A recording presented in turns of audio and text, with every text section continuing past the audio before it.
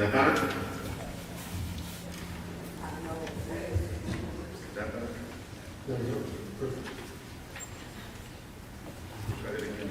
Call this meeting to order. Thank you for attending this meeting of the Board of Education. If you have not been to one of our meetings before, when you first came in, there were copies of tonight's agenda. Feel free to grab yourself a copy if you don't have one. Next to that on the table are comment cards. If you'd like to comment during this evening's meeting, please fill out the comment card, pass it forward, and it will make its way over to us, and we will call your name during the appropriate period on the agenda. If your comment is related to this evening's agenda, it will be called during item 7, and if it's regarding any other topic, we will call it during item 12. There's a microphone here. So, with that, I would ask that you would please stand and join the next one of those two. I pledge allegiance to the flag of the United States of America and to the republic for which it stands, one nation, under God, indivisible, with liberty and justice for all.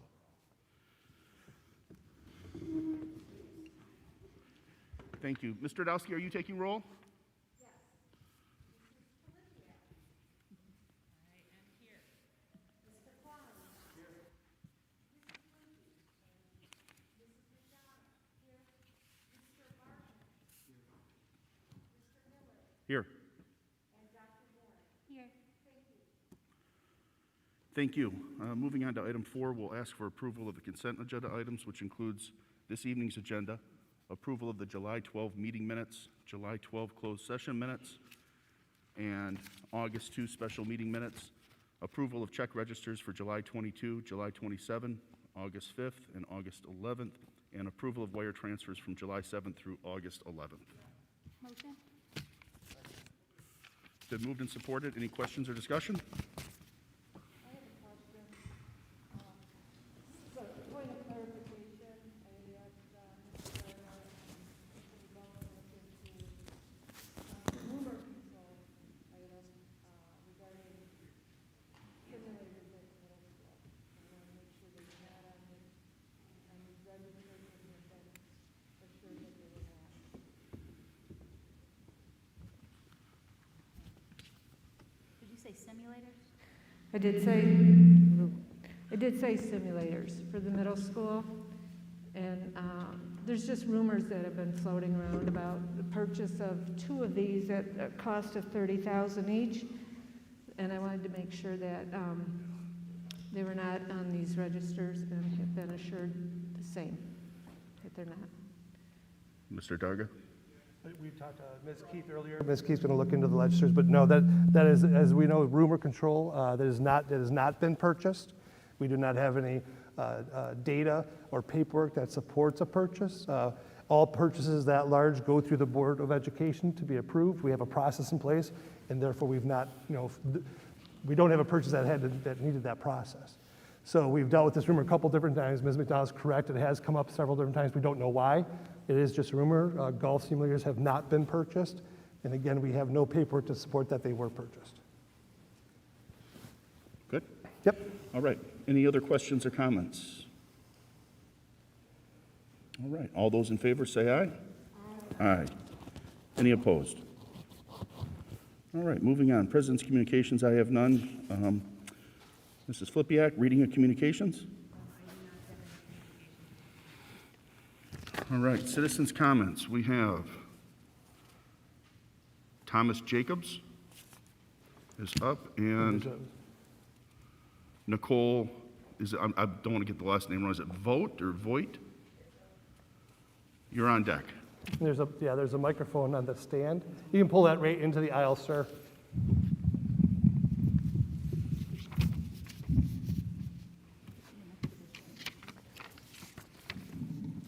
Well, I appreciate a few minutes of your time. I appreciate how much work that all of y'all do, and for the parents and other Parkers that are here. I appreciate all of the efforts that we all make, keeping our kids safe and going through school years and things of that nature. So the first thing I want to say is thank you. I know how hard it must be for you guys to make these decisions and to make good decisions. So my comments, and specifically, have to do with what that looks like for our upcoming school year. And I just have a few things I want to say.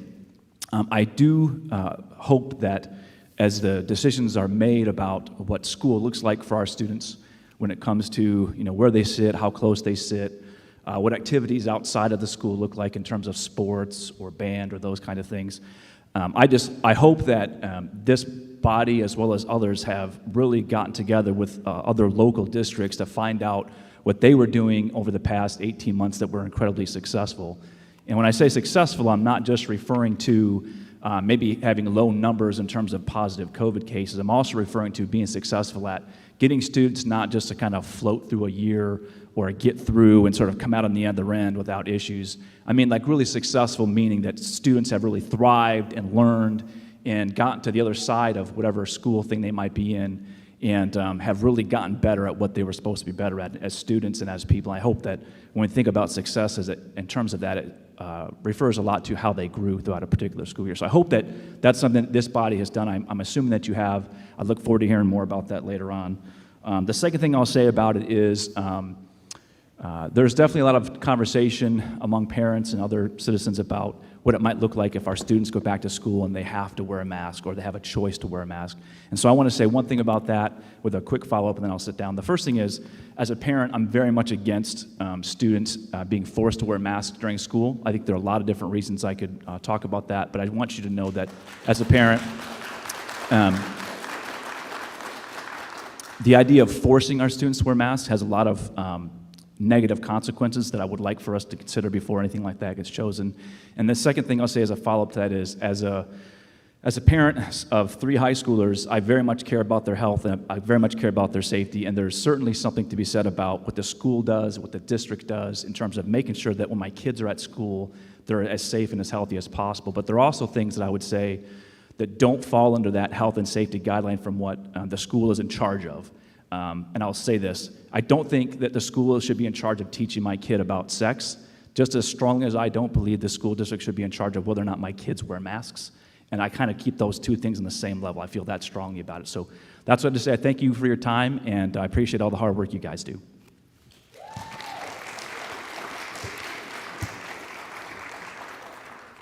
All right, thank you, Mr. Jacobs, for your comments. You want to skip? Okay. Maria Gary and Ryan King is on deck.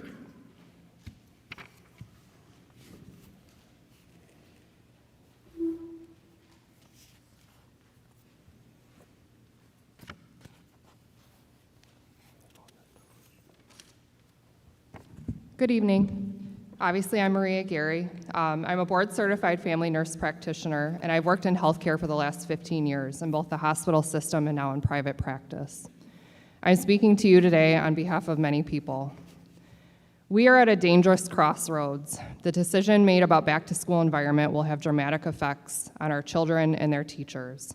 As a healthcare professional, I can tell you that I have personally already seen traumatic injuries among many of my patients from the COVID shot, including autoimmune conditions, severe pain in people who never had pain, transverse myelitis, blood clots, vasculitis, neurologic issues, and cognitive decline.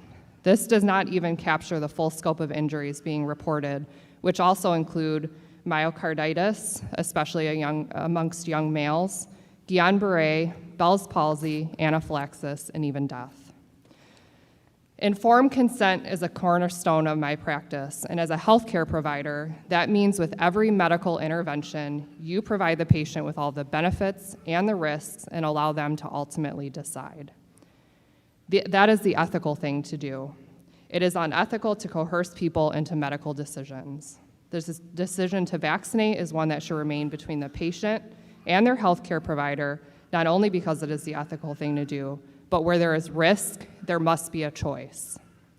Any strategy to differentiate between a vaccinated and an unvaccinated are unethical intrusions upon this very personal medical decision.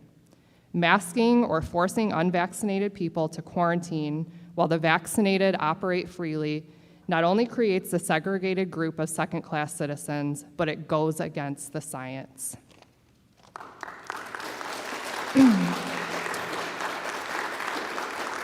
The most recent studies have shown that not only does natural infection incur superior immunity to COVID-19, but when infected, both vaccinated and unvaccinated individuals show the exact same amount of viral particles in their respiratory tract.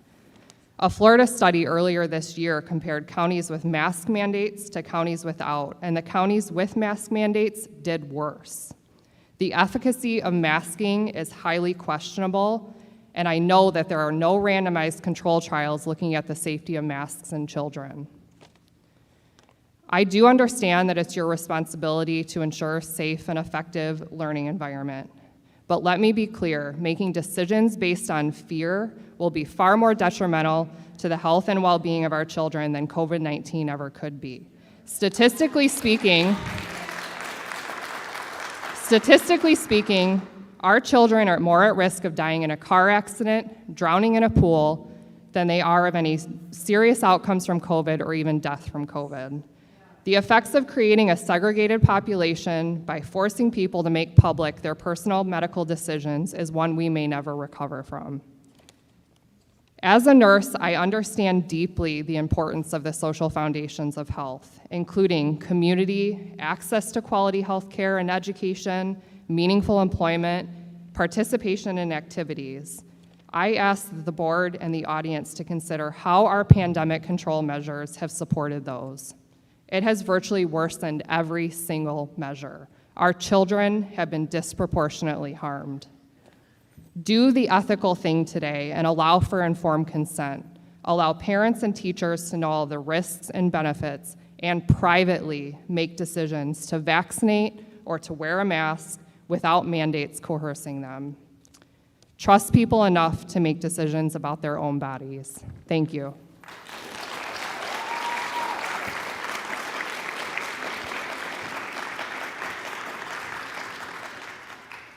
All right, thank you for that. Ryan King, you're up, and that's the last one I have.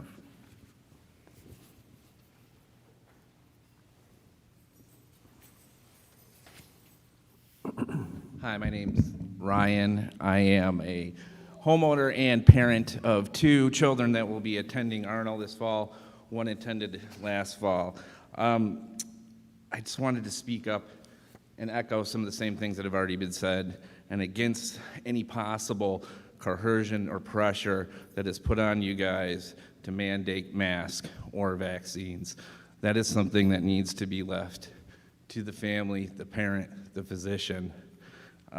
I feel like the mask mandates and the mask in general has become so politicized that it's prevented rational conversation of evidence. Study recently done by Professor John Lundis at Stanford University took a look at the infection fatality rates of influenza and compared it to COVID. And what he found is that influenza actually had a higher fatality rate, pretty close to being the same, but influenza had slightly higher fatality rate than COVID. And for school-age children, it wasn't even close. We have never mandated flu vaccines or masks for influenza. Why would we start doing it now, especially when the science shows that children are no more at risk of COVID or harms from COVID than they are influenza? I'm happy to see that you guys have not implemented any mandates, and I hope that you stand against implementing any in the future. In addition to that, the Center for Evidence-Based Medicine at Oxford University summarized 6 different international studies that did look at masks and their effectiveness and showed that there was no significant effect in interrupting the spread of influenza or influenza-like viruses. That's 6 different studies. And there has, as already mentioned, been no peer-reviewed randomized controlled studies for children so far on this. And the biggest, the main thing is it dehumanizes our children and all of us. And the long-term effect that this is going to have socially and mentally on our children, we just don't know. But the risk and reward here, it doesn't seem to go hand in hand. So stay strong. Please stay against these mandates and leave it to the parents and their doctors. Thank you.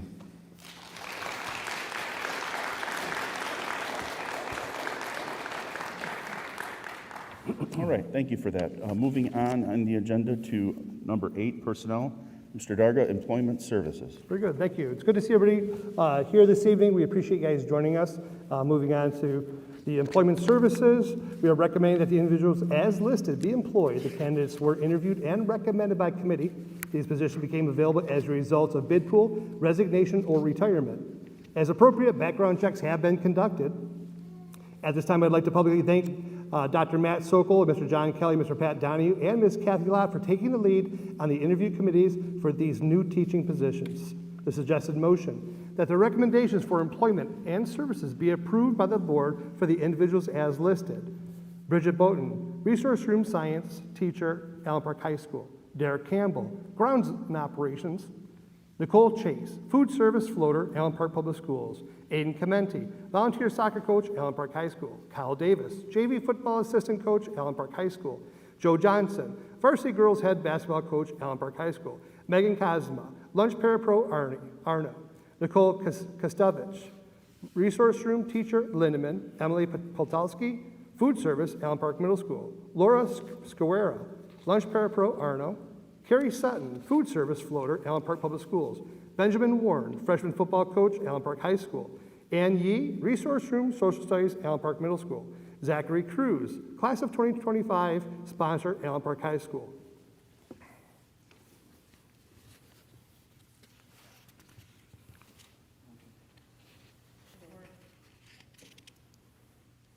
Did you get that, Barb? All right, been moved and supported. Any questions or comments? I do. Does your significant other want to hear it? No. I will say yes to everybody except Ben Warren because head coaching football takes a lot of my family time. I'm just kidding. I will, of course, abstain when it comes to that time. I just wanted to let you guys know why. Anyone else for questions or comments on this one? All those in favor say aye. Aye. Any opposed? I oppose. You were noted. Thank you. All right, motion carries. Moving forward, 8B, resignations, retirements. Mr. Darga. Very good. The following resignations and retirements have been received and accepted.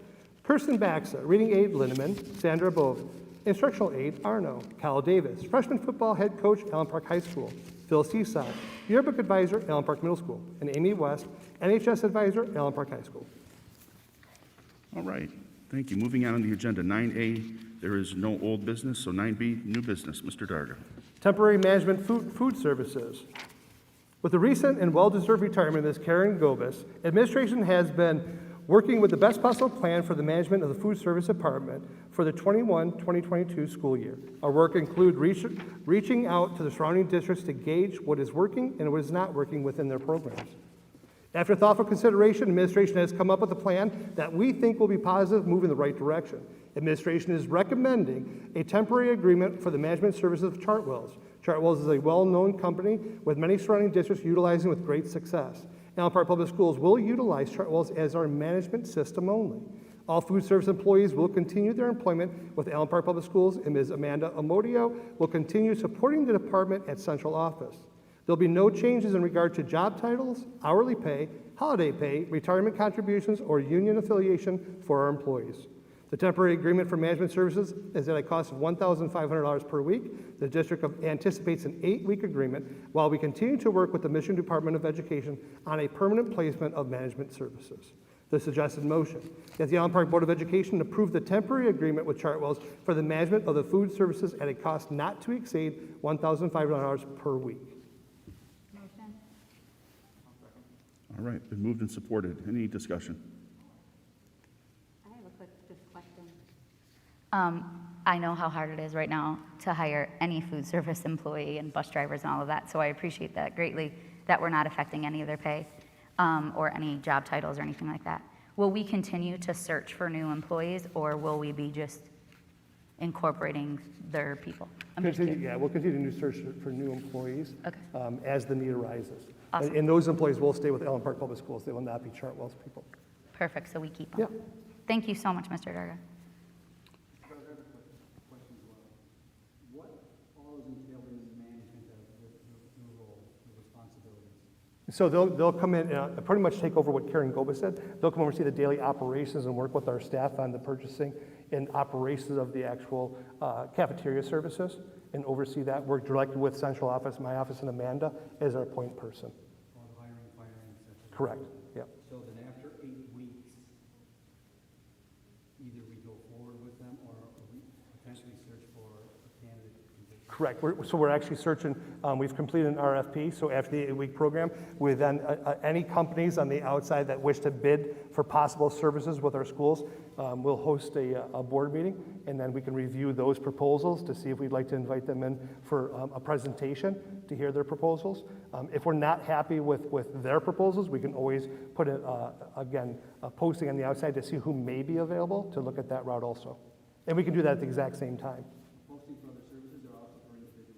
Both. We can do food. We can always post for someone on the outside. We don't have to go with an outside company. But we've done the RFP to say, hey, listen, we've got the opportunity to bring in an outside company. We've done the paperwork per the state. It gives us the green light if we choose to go that route. Okay, anyone else?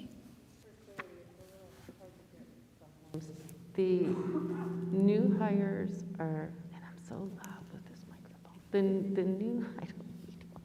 The new hires will be Allen Park and public school employees. Correct.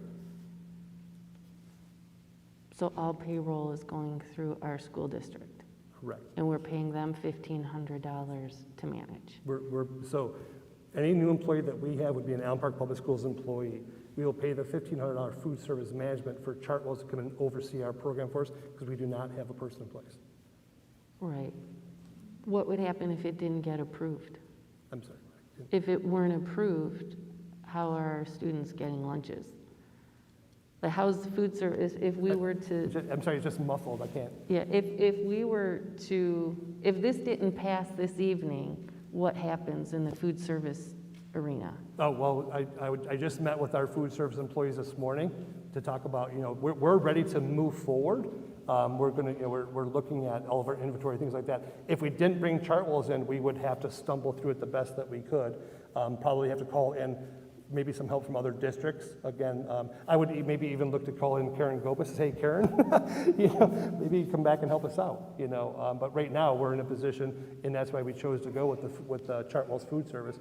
And it's 2 other districts, neighboring districts are doing the same thing. They did their 8-week emergency plan, bring in Chartwells to help get the school year started.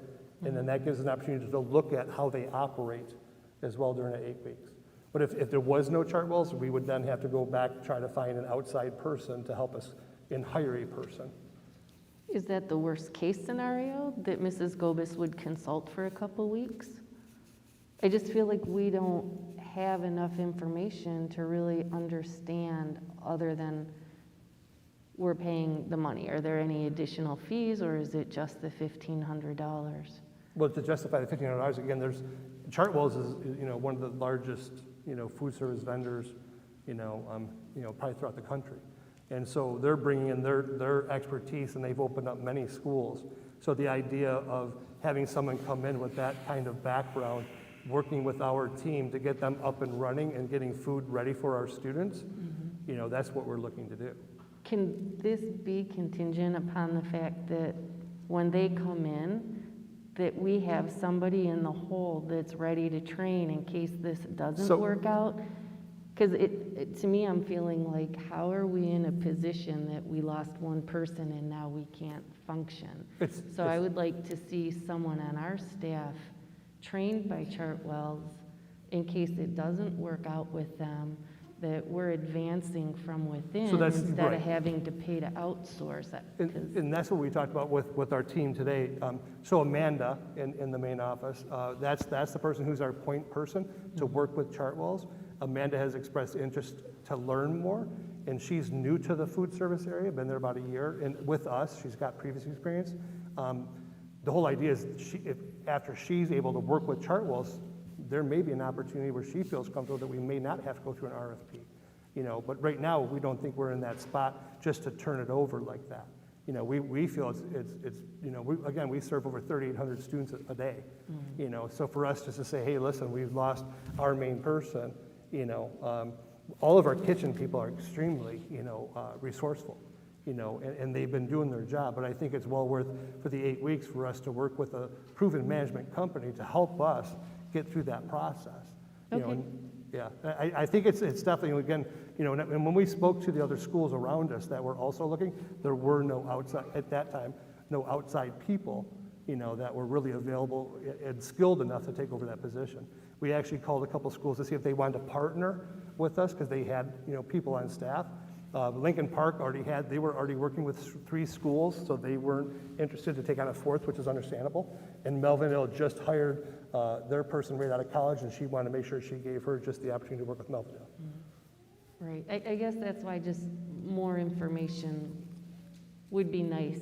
So if it's temporary, then I can see myself supporting it. But if we could have settled, in our conversation, I had asked you if we could have settled for a half-time, part-time employee sharing, what was the advantage of Melvindale? I think that you were going to ask Ms. Serrano of why they went with someone inexperienced as opposed to outsourcing. That I don't know. Yeah, so, sorry, I'm just not a fan of outsourcing. If we could have taken someone in that we were going to share with another district, and we have someone who relatively knows, and perhaps Ms. Gobis could consult, I'm about keeping it within and developing and growth and bringing up people and making them feel trained and valuable. Right. But if this is temporary, Yeah, like I said, it's an until we 8-week get more program. information, sorry Correct. to have so many questions right now. All set? Is it possible?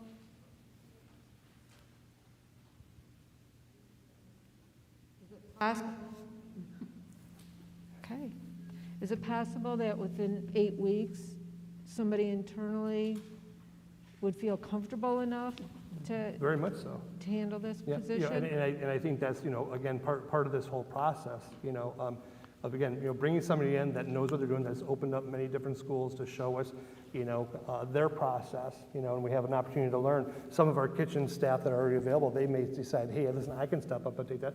Amanda might say, hey, listen, I think I'm good, let's give this a try. We're not opposed at all to posting for an outside person, As the time ticks on, school starts in 2 weeks, and that's one of those that, when you bring in a Chartwells, you're bringing in that entire, one person's in the school the whole time, but you're bringing on their whole team to assist with the process. So when you look at the 6 to 8 week process to get that started, to me, that's a minimal amount of time to bring in a proven track record to get so our students don't see a lapse in any type of service.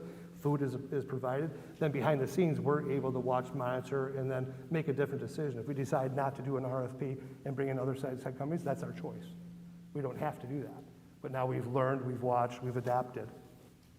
But at this point, nobody on staff currently feels ready to step into this position. No one that's, like I say, I met with the ladies today, the entire crew, those who were able to make in person, nobody expressed interest. Nobody has contacted us. When I spoke with Karen Gobis, when she was, during her exit interview, she did not feel at that time, that anybody would be stepping up. So that Karen Gobis, as I said at our last meeting, is the one who recommended Chartwells to me, to look at Chartwells to help us get us started. Okay. And they bring their staff, they bring their staff too, right? Like, because we need people. So Right, so they bring we people. filled those roles. Yeah. They train our people. Thank you. Because if you look on their website. They don't bring staff. They bring their one person to. Well, sorry, but they're hiring for the district, but they're also hiring for. We do the hiring. Yeah, Chartwells only sends over their person. It's all of our own people. Oh, because I thought I saw the position on their website. Yeah, so they've Advertised got a for our person that they school. send to us. That's their Chartwells person. Everybody else is our hires and our people. So Amanda, throughout the summer, has filled, I think, 7 or 8 different open positions already, which are our people. Okay. And that was a big discussion we had with the cafeterias workers today, is that you maintain Allen Park Public Schools employment. This is not about Chartwells. We're just using their management system. Huron Schools does the exact same program that we're running right now, and I spoke with their superintendent, and that's what they do. They just use the service management team, and then they use all their own employees. And that works out really, really well in Huron, and that's what we're modeling. How long have they used that? No, they've been on it for several years, yeah. Anyone else on this topic? before we vote? All right, hearing nothing further. All those in favor say aye. Aye. Any opposed? Okay, motion carries. Before we move on to the next one, I'm not sure that I asked if any new hires are here this evening after we did the hiring. Do we have any new hires that we just hired here with us this evening? Oh, okay, well, good. I didn't want them to feel left out. All right, moving on. 9B2, back to school plans for 2021-22 school year. Very good. I've got a PowerPoint presentation I'll draw your attention to.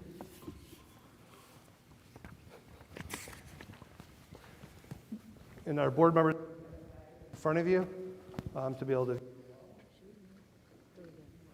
What's that? Oh, I think.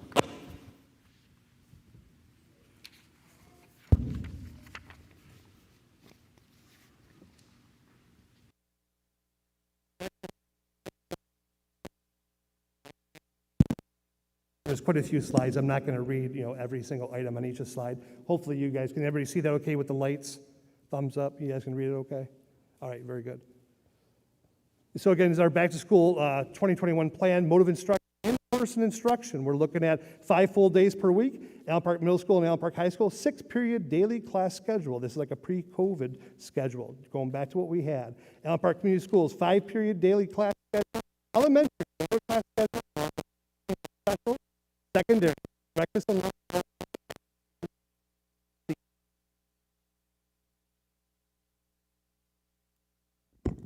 Is that better?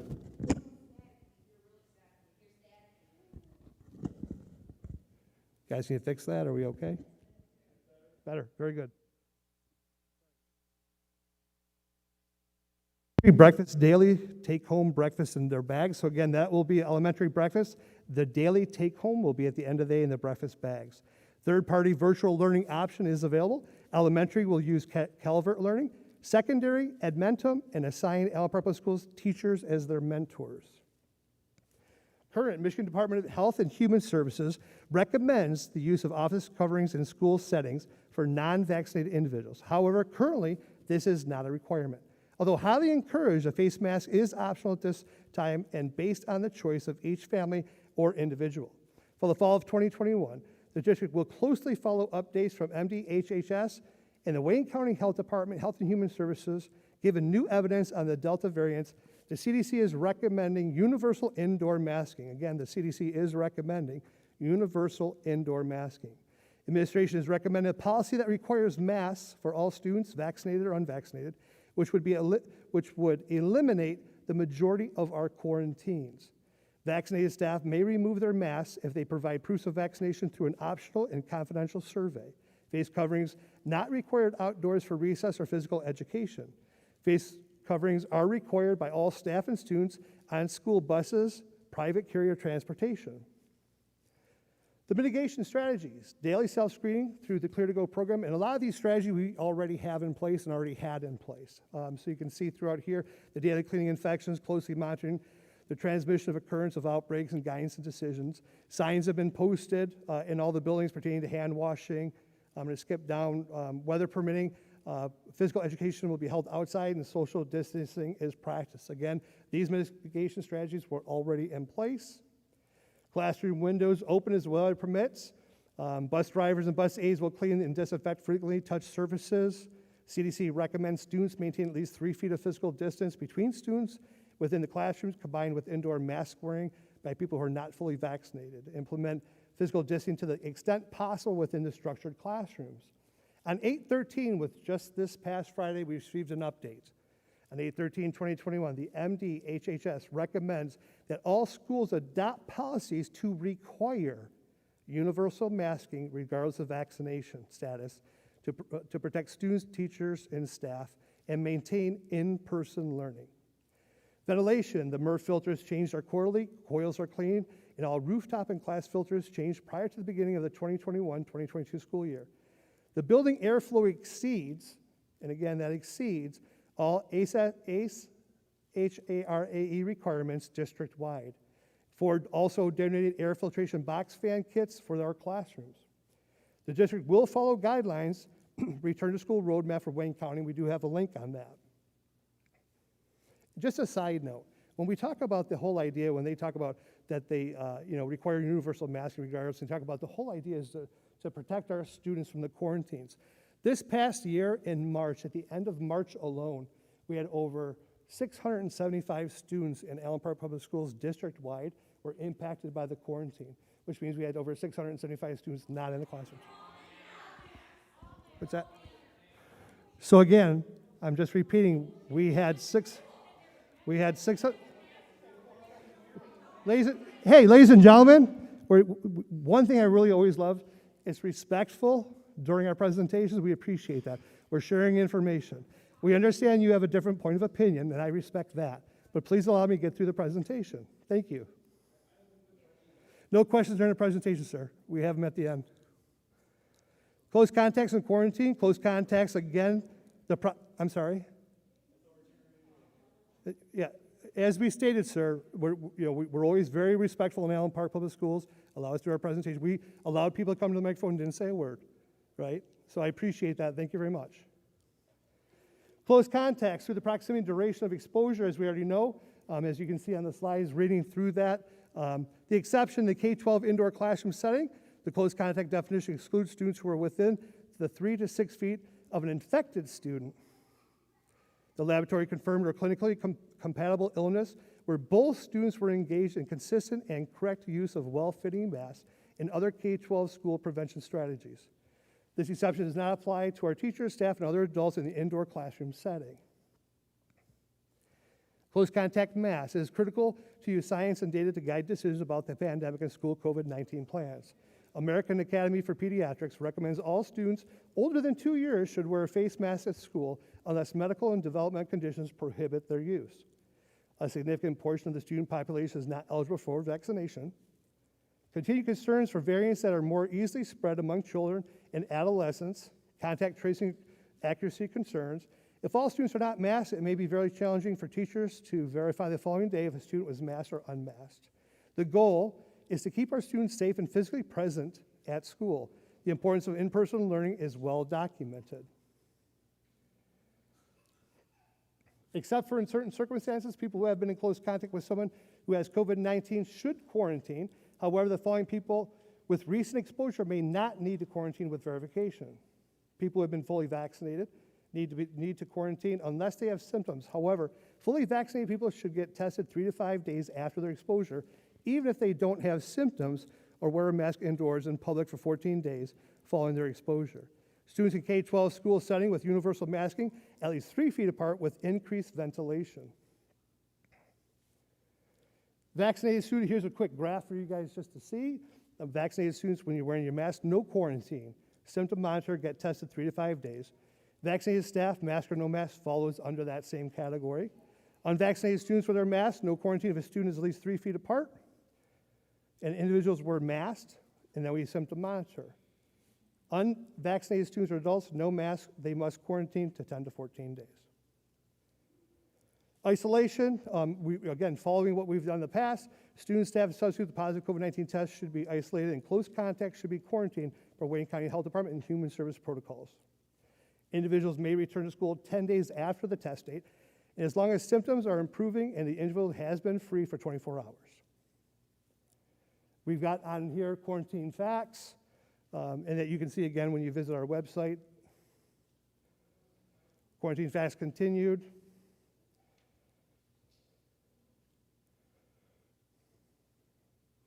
Entire class and building quarantine. In the event of an entire class or building quarantine, the district would revert back to our remote learning schedule. For students with technology access, content would be delivered through Google Classroom and Seesaw.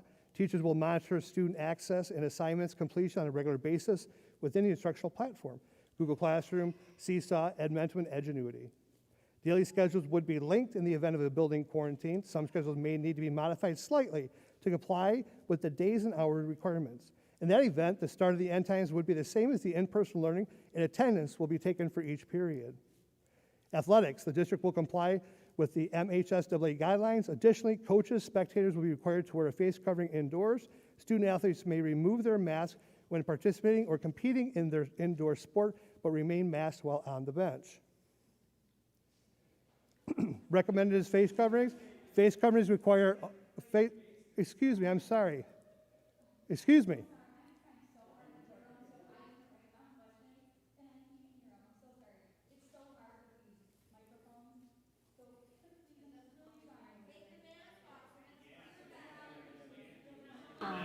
Mike, hold on one second.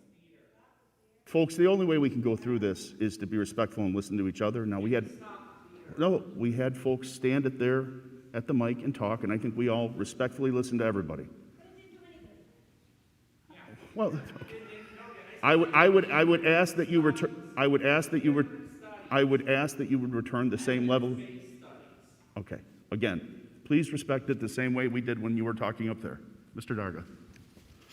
Again, to wrap up, key indicators, the interdistrict will continue to monitor Wayne County data through covidactnow.org and Wayne County community spread levels. In conjunction with the Wayne County Department for Health and Human Services, the district will closely monitor the evidence of in-school transmission resulting from in-person learning.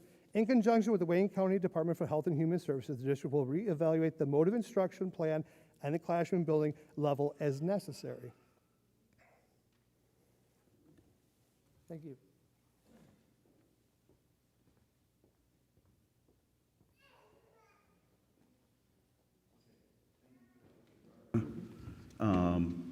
Having gone through the PowerPoint, do you have a suggested motion? I do. That the Allen Park Board of Education suggested motion that the Allen Park Board of Education adopt the proposed recommendation as presented by administration regarding the face coverings, the back to school 2021-22 until further notice as follows. That face coverings are required for all staff and students on school buses and private transportation carriers. That face coverings are required indoors for all students except for students who have a documented medical and developmental condition. Face coverings are required indoors for all visitors, coaches, and spectators. And student athletes may remove their masks when participating competing in their indoor sport but remain masked while on the bench. That face coverings are required indoors for all staff except for staff who are vaccinated and provide proof of vaccination to an optional confidential survey or staff who have a documented medical condition.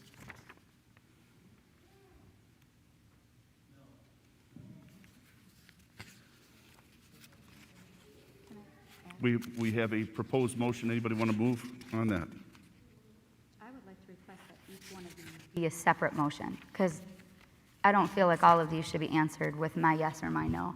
I feel like each one of these I have different opinions for, and I feel like you can't group all this together. I feel like the face coverings are required for all staff and students, and like on school buses and private transportation carriers should be one motion. And then the second motion should be that face coverings are required for indoor. So that way I can vote on each one, because that's how I feel. So there's a proposed motion put forth by the administration. If it is moved and seconded, you'll have every opportunity to move I to split understand. it up. Thank you so much. Yeah. Anyone want to move? Suggested? As presented? Yes. Yes, that's where we're at right now. That I move to, as presented. It's been moved and supported. Okay, we'll open it up for discussion. Actually, before we do that, let's get to Dr. Jen. I feel that these should be separate motions. I don't feel that I'm not going to be able to give you my best answer, because these are completely, they're not all the same thing. These are different things, and I should be able to vote on each one separately. Okay, so you're making a motion to split the current Yes, please. motion, which has been moved and seconded, into 5 separate bullet points then, correct? Yes, please. Sorry Where to elongate. a vote would happen on each one. Yes, sorry to elongate everybody's time. Okay, that's your motion. That's been moved. Is there a second on Dr. Jen's motion to amend the current motion? Been moved and supported. So let's discuss splitting it out. Anybody have any commentary regarding what we're going to vote on, which is splitting this into 5 separate votes?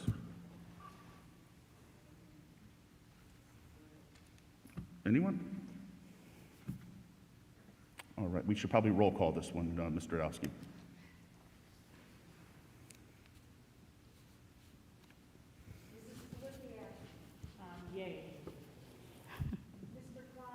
So let me make sure I understand what we're voting on right now. We're voting to split these into have essentially 5 unique motions. Correct. I'm fine with that.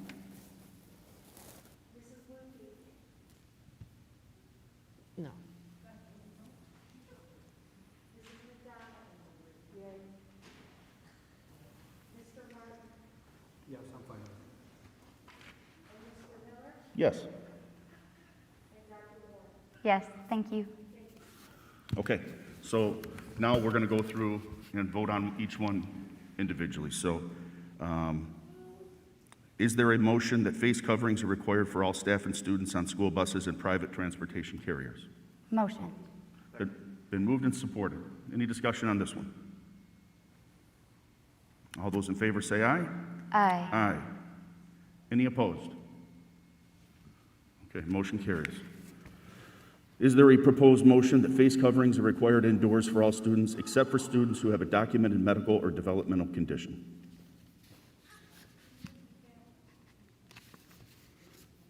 Is there a motion that face coverings are required indoors for all students except for students who have a documented medical or developmental condition? Okay, been moved and supported. Let's open it up for discussion. Anyone? Okay, I'll start. So we had a letter that was sent to the entire community, and when I say community, I obviously mean, me as well, since I have 3 children in the district, that stated that we will not follow the recommendations and that we will follow the requirements. And it also stated that we are going to give the families and the staff a choice whether they feel it's in their best interest to mask their children or not. So since July, I understand things have changed, just like COVID always does, every day. But with that being said, but with that being said, my issue is with these face coverings and taking the right away from a parent to choose. You are taking so many rights away from people, including myself, that I don't necessarily agree with. I do understand that you did tell me that if if we said yes as a group, or the majority, that we would not have to quarantine our students at all if they're masked. Correct? Within the classroom, correct. Yeah, With- if both students are wearing tightly fitting masks and there's a positive within that classroom, they do not have to coordinate according to MDHHS. I'm sorry, but it's not. I'm sorry, this is not the time. Yeah. Not the time. It's not how we operate. I understand, it's not the time. There will be citizens' comments at the end. Can I just get through? This is really hard for me too, I understand that, but I am trying so hard to get through this without breaking down, so please just give me a minute, please. I feel like that's why I was voted in, to try to get my point across here, so, and I understand where you're coming from, I do. So, with that being said, if my students, my 3 kids, were to wear a face mask to school, you are telling me that, once again, just because my train of thought got lost real quick, that even if Bobby gets sick, nobody in that classroom has to quarantine. According again to MDHHS, if people are wearing tight-fitting masks within the classroom, if students are, there is no quarantine. Is that a requirement or a recommendation? That's according to their policy. I'm the guideline. sorry, I was hearing 2 people. That's their policy. I understand, but is it a recommendation or is it a requirement? That they would not be quarantined? So what I'm asking is, I understand that that's their policy. They're recommending that our students do this. So what if Right. we didn't, if we said, okay, the parents still have a choice and Correct. Bobby gets COVID? What happens then? So then the district makes the policy. And what's our policy? Right now, right now, as of today, before a vote, it is parent choice. No, I mean, Like family choice. what's our policy if Bobby gets COVID? Right now? Correct. Without today's vote, right now, I'm not asking about the mask, but like if Bobby gets COVID, he'd have to quarantine 10 days. who? Right. Them, and then we'd have to go around to the contract tracing, it could be the whole class. So this is. Is to that- To catch, go ahead, Jen. Is that part, my question is if Bobby wasn't wearing a mask, and Bobby got COVID, and he was sitting next to Sue, and Sue didn't have a mask on. So you're saying They'd have to quarantine. they'd have to quarantine? Correct. Whose decision is that? That's part of Wayne County Health, MDHHS. Correct, is that, Yeah, we're following their guidelines. So as a, we're following Wayne It's a County guideline. guidelines. not a recommendation, not a requirement? They're the guidelines. So, Dr. Jen, I think the short answer to the question is, obviously, it's a recommendation, or else we wouldn't be voting on it here, Right. right? Okay, thank you. Yeah. Thank you. We I just have- want to make sure that when I vote, it's understood why, because it's a recommendation of the quarantine procedures. That's right. It's not a requirement. Each district has a choice. Sure, if the state or the county had requirements, which I'm not aware that they do for this particular issue, Mm-hmm. then we wouldn't be voting on it. Okay. be voting. And then one quick thing with that is those screens, I know that this is not about a mask, but those screens, are those there or no? They're in classes we use if they choose to use them. We don't have to though, We do not correct? have to use those. Okay, thank you for answering my questions. Yep. Okay, anything else, Dr. Jen? No, I don't, I think I'm okay for right this second. Want to make sure you're good. Anybody else? Discussion on this one, Steve? So if I have COVID, but I have a mask on, Sarah's next to me with a mask on, neither one of us have to be quarantined at that point? Or me with COVID would still have to be quarantined? So, Steve, I didn't hear you. I'm sick, so I have to go home. So I'm trying to clarify what Dr. Jen was, but you would not have to. If I had COVID, I have a mask on. Yes. I'm sick, I've got to go home for the required 14 Correct. days. That also depends on vaccination status, too. Right, are you vaccinated? Right. So if Sarah's vaccinated, she doesn't have to go home, right? I'm sorry, I can't hear you. I What can't was hear that? you, Steve. I'm sorry, I Hold on said if just a minute. Sarah's vaccinated, she doesn't have to go home. Vaccinated or not vaccinated because she has a mask on. Correct. I still have to go home. Correct. I'm And then sick. if you're vaccinated, you can return with a Yeah. mask. Correct, Barb? Correct. Correct. Yeah, so that's how I Correct. understand it. So I look at this as, I'm a freedom of choice person, but I look at this, I want kids in school as well, right? I don't want kids out of school. Part of me says it's an ounce of prevention is worth a pound of cure for keeping kids in school. Kids go home, I know people that have quarantined multiple times, and they sit home by themselves for 2 weeks without any instruction going on Google Classroom. I think I look at this as a method to keep kids in school. Correct. Correct. That's kind of how I'm looking at that. Correct. Okay, anyone else? I'm sorry, you brought up another question in my head. Like you said, Mr. Martin, I am all for anything that is going to keep the children in school without a doubt. Because last year, this in and out was not good for, I don't think, anybody. Right, it was awful. The staff, the kids, everybody, right? We've talked about that many times. But then you just brought up another point, which I didn't even think it had something to do with this because it's the kids. But you brought up the kids' vaccination status. So that brought up another question to me.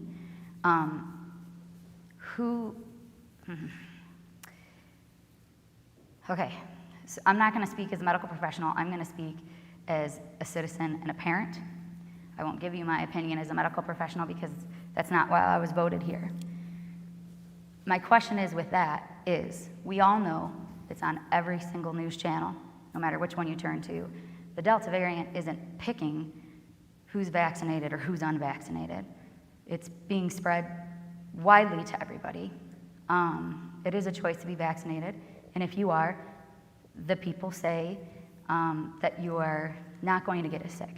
So I'm having a really hard time with the fact that if you're vaccinated, you can stay when you can spread it just the same.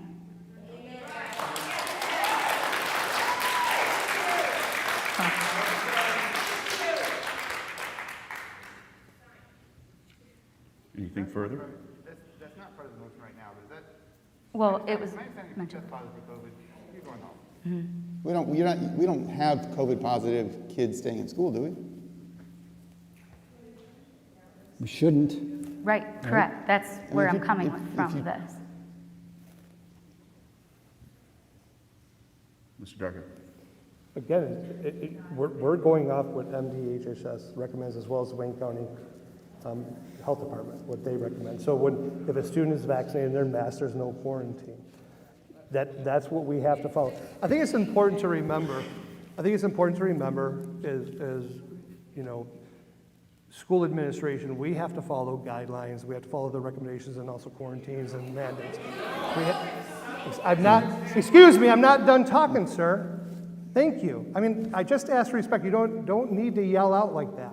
You know, we're all parents up here. I have kids too. We work all through this. And we try to talk things through as well. So we're working through things. So as I was trying to say, we have all this information that comes to us, right? And we have to decipher it all. I was on a Zoom call just this morning with several other local superintendents who all have the same problems. We're getting different information at times, so we have to make what we feel is the best call. It may not agree with what everybody always thinks. For example, we had a student just this weekend, we've been in practice for about a week, we had a student athlete that was COVID positive. We were told by Wayne County Health Department, follow last year's process, quarantine, 10 days, you know, do all this stuff. Trenton had the same issue pop up. They were told something different from the same Wayne County Health Department we called. So it's not everybody agrees in interpretation.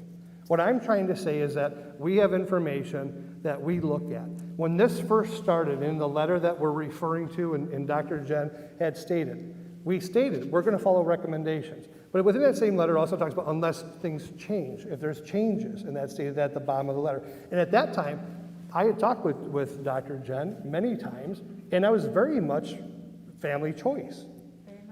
When we talk about then all of a sudden we get new information. Now, as a superintendent of schools, you don't have to agree with my recommendation, but remember, I don't vote. I give a recommendation what I feel is best for the safety and well-being of our students. We have 7 elected board members who then decipher what they feel is best. Okay? So what I feel is best back then was simply, hey, family choice. It made a lot of sense, and I loved it. Then we get the new information, and then we have to decipher. So again, we all meet as superintendents, the fact that on the 13th they came out and said, hey, listen, it's right, right what I read earlier. Now they're saying this is what we should do. But what was more important to me as a superintendent, and you don't have to agree with it, is keeping kids in school.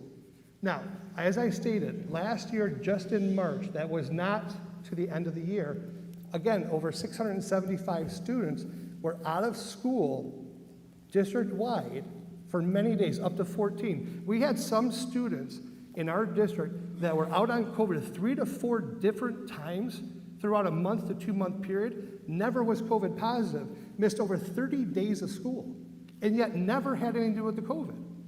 So when you come to me and say, hey, listen, Mr. Darga, I'm gonna give you an option. If you have an opportunity to keep all your kids in school, would you take it?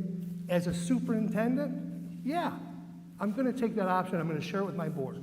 And that simply says, if they wear a mask, if everybody in that classroom is going to wear a mask, they don't have to go home. They're protected. So I say, excuse me, I'm not done. I say that's a win-win to me. My parents might not all agree, but I also have 3,800 students in this district, 3,800, that I have to, it's my job to protect. That's my recommendation. This is why the board, this is why the board talks these things through. We value your input. We ask you to come up to the microphone and talk to us. We have people email us. We have people call us and share their point of view. Very, very valid points of view. But again, I'm sharing what I'm saying as a superintendent. And I get where you're coming from. I totally understand that, and I respect your opinion. But I'm sharing what I feel is best for 3,800 students. Agreed. But again, I don't vote, ma'am. So here's where we're at. Motion's on the table. Okay, so, Mr. Klein. Couple of things. One, my understanding as we debate this, as we dialogue about this, it's an open meeting which we're dialoguing with ourselves, right? We're trying to make best policy amongst us, and we're doing it in an open format. But it's not a time for give and take. That's not the purpose of these meetings. This is not give and take time, no. Okay, so as we look at this agenda, and what we have to do is stay to our agenda because we post those in the Open Meetings Act, so we have to live to that agenda. That's correct. What's not on here is the really difficult process of figuring out who quarantines, who doesn't, what happens when this happens. All of those nitty-gritty details get taken care of, and those are things that there's policies for and we work towards, but that's not on this agenda. What's on this agenda right now, if I've got it correct, and I trust that they'll work through that. It gets complicated, I get it, right? You've got all these different scenarios and they come in, and we'll have to figure out how to do that as safely as we can. But today what we're looking at is this idea of a face covering required indoors with the understanding, the assumption that that helps us reduce the number of kids that are going to have to quarantine. That when Today, and for this motion only, that's the only thing that's on the table. Okay, right now. all right. So I'm going to fall clearly on the side that I think that's something that we should require. I know that we don't necessarily agree on that. What I want you to hear from me, please, is that we all have the same goal. We have the same goal of student safety in mind. We just don't agree on how to get there. I think this gives us a chance to keep kids in school longer. I think it gives a chance to keep each other safe. I love the idea of choice. I struggle with this one a little bit because it's pretty clear that masks, they do have some effect. They are effective they're not perfect, but they are helpful in preventing. And what they really help with this is, again, I'm talking to you folks, obviously. Hopefully you will understand.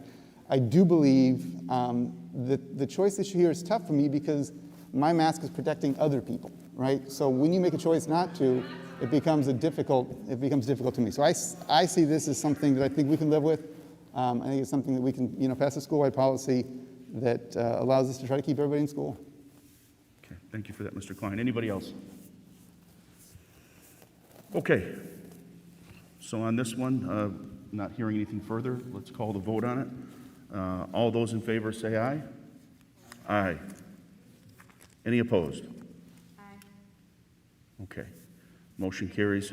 Moving on to the next motion, which is, or is there a motion that face coverings are required indoors for all visitors, coaches, and spectators? Motion.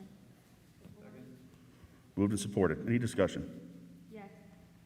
I feel if you're going to make my kids wear a mask all day long and not give a parent the choice, that everybody should. It doesn't matter of the vaccination status. It doesn't matter if they're a staff, employee, child. If my child has to wear a mask every day, I believe everybody should have to. But remember, this motion itself is just simply for visitors, coaches, and spectators. Okay, so for visitors, coaches, and spectators, yes. I think if the students are masking, it should be fair and consistent across the board. Even though I don't want to wear mine, I understand. Okay. Thank you. Anyone else? All right. Hearing nothing further, we'll call the vote on that one. All those in favor say aye. Aye. Aye. Any opposed? Moving on to the next item, is there a motion that student athletes may remove their mask when participating, competing in their indoor sport, but remain masked while on the bench? Motion. Moved and supported. Discussion. I have a question. This, to me, I struggle with this one in particular, just because one of the reasons being I don't understand how you can wear it and play and then have to wear it while sitting on the bench. So if someone could share with me kind of how that, I'm kind of erring on the side of what Dr. Jen is saying, that it's like an all or nothing thing. Because if you're, I'm probably, like, if I'm playing girls basketball, I'm probably getting closer to anybody than most people get on a day-to-day basis besides their family. So, and I get that that's a struggle to breathe and, all those things while you're playing and exerting. I have a student athlete myself that policy will affect, but I just struggle with that. To me, there were so many problems associated with COVID on our athletic teams. I think I would need more information to be able to agree to that. Is the testing still required? And really, this generated just from the girls swim team. Girls swim, obviously, is, the swim team alone can't wear masks. So that's where that generated from. However, this past years, as our parents remember, in the spring, even in the winter sports, our basketball players did wear masks. So again, the emotion can be amended, but that was really revolving around the girls swim. We have girls volleyball playing right now. Could they wear a mask? Yes, they could. Girls swim, no. Gotcha. I Like I said, with the previous one, that I agree that it should be an all or nothing situation. And then Mr. Klein did mention the fact that, working out the details with quarantining and stuff like that. And I understand that that is not a motion on the plate right now. I do understand that and respect that. But it's almost impossible for me to vote on something when I don't know what the legalities of it are. What is my child going to do now if my child, obviously mine are too young, but my child is playing baseball and somebody gets COVID around them? It's hard for me to vote on this if I don't know what those procedures are, as well as the fact that I think it should be an all or nothing pot, and you guys already said all. So. I don't disagree with you. I think in some ways this particular provision throughout all of last year, probably continuing to this year, is going to be a moving target, kind of like what Mr. Klein said on the last motion. I mean, MHSAA probably is going to change guidance throughout the year during different times.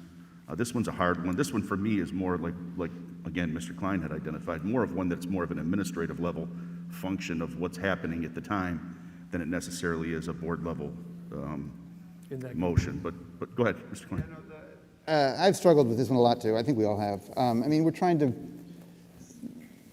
find ways to make policy in an imperfect, when the situation is far from perfect. I think what makes me comfortable with this is and I've worked in both environments. I've worked masked for, weeks at a time in an environment that was, basically a school situation, and I kind of learned to forget about it. I just sort of kind of went on my day and it became a non-issue. But I also know there were days when we were building STEM kits, and the nature of my job had to be moving a lot of materials, and we were basically exercising with a mask on, and that became different. That was more difficult in a way that the other wasn't. So I see them. I feel like there's this sense of we can kind of all work together and try to keep everybody safe. And wearing a mask is something that's not convenient, but we can live with that. A sport is a step harder. Doesn't mean it's impossible, but it's a step harder. The other thing that makes me feel better about this one is that I do believe that the vaccination of individuals has shown pretty clearly to help that individual. So that I can protect, I feel like I can protect. We don't agree, and that's okay. But this is where I think we can agree, is that I feel being vaccinated helps protect me. If you don't believe it does, you don't have to get vaccinated, and that's okay. Like, I'm not arguing that everybody should get vaccinated. I agree, that's a personal choice. I would hope people do. I think there is herd immunity. I believe that would help us. But again, I'm not going to step over that line and say that somebody has to be vaccinated. In this case, though, I believe all of our student athletes, by coincidental design, are 12 or older. So I do feel like there's a few kids out there, and I feel terrible for those kids that really don't have that choice because for whatever medical reason. So when I say that vaccination is a choice for everybody, it's actually not. For some kids, they actually don't have a choice to be vaccinated, even if they wanted to. There's not very many of those kids, but they do exist. But the vast majority of our student athletes in our school, the vast majority, have a choice to be vaccinated if they wanted to, whereas that's not true for our kids in our schools, right? Especially K-6. Mm-hmm. So it does make me feel better. Again, it's not perfect, and I get that we're trying to trying to figure this thing out, and it's messy. But this is one that I think I can live with, but it's hard. Steve? Apply here? They would. And what would happen what happens if we had a mask mandate for indoor sports, but Wyandotte didn't? Their kids would have to mask when they came here, with our school. And we would not have to mask when we go there? We have to comply with each individual school. Okay. So anybody visiting us would have to comply. If we go to somebody else's school and they don't have masks, our students would not have to comply. And there's no difference between indoor and outdoor according to the guidelines right now. So most of this moves to the indoor, but again, we were given information by Wayne County this past weekend to continue with the quarantine as it was since the spring with our students. This seems to only apply for indoor though, right, Jen? Is that what you're asking? Yeah, well, because that's Mr. Darga and I were speaking earlier. We have that issue right now going on with one of our football teams, and another football team also has that issue as well, right? Both at the high school level. There's also actually an issue at the Little League level as well. Everybody else can stay. Does not matter, right? Because it's an outside thing. So everybody else could stay. And please correct me if I'm wrong, Mr. Garga, but we talked about it today. So everybody else could stay. But when Mr. Darga and his staff got a hold of Wayne County Health Department, which we have to do, we were told, no, that's wrong, and to follow the quarantine procedures as last year. So another district, which we verse and play them, right? They get to keep all their kids in practice, except for the kid that has been sick. They do have to now do COVID testing, not testing, but like screening, right? Sorry. They have to do COVID screening every day. I think, did I just pick my nose on camera? But they have to do like COVID screening every day for those kids. We weren't given that option. So that's where, like, it, especially for outdoor sports, like, that's why they were given it. Even Little League even, it stated that nobody has to quarantine because Bobby got sick, right? They did not ask if you were vaccinated. They did not ask if you weren't, they did not ask those questions.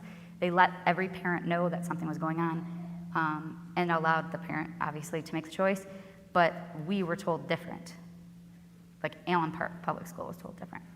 So that's where that was like, it's an outdoor sport. So are we saying it's the same for outdoor and indoor? That's my question to you. All right. Yeah, until we get further guidance from Wayne County Health Department, we'll continue to follow their guidance. And I think it's important to remind our board members that if there was a no vote on this, it just refers that all students are masked. We're voting to say yes, they can take them off. If it's a no vote, if it comes out in favor of a no vote, that just means all student athletes are masked, like their coaches and spectators. Obviously, we would not ask the swimming team, as I stated earlier. That's against their protocol. All right. Any other discussion? To me, in this motion, the operative word is may. Yeah. It doesn't say that your student has to take off their mask when they're on the court. So if you have a student that would like to keep themselves protected, the student can wear their mask. Right. So this goes now to the idea that now they have a choice, which was what I thought people were happy about. Now we're saying you have a choice, and it's like, oh no, I don't know about this one, you get a choice. And may means you can, if you want to, you don't have to. So to me, it seems like this one would be the one that would make more people happy. I like that it's you may, not you have to do anything. If you want to, do it. If you don't, don't.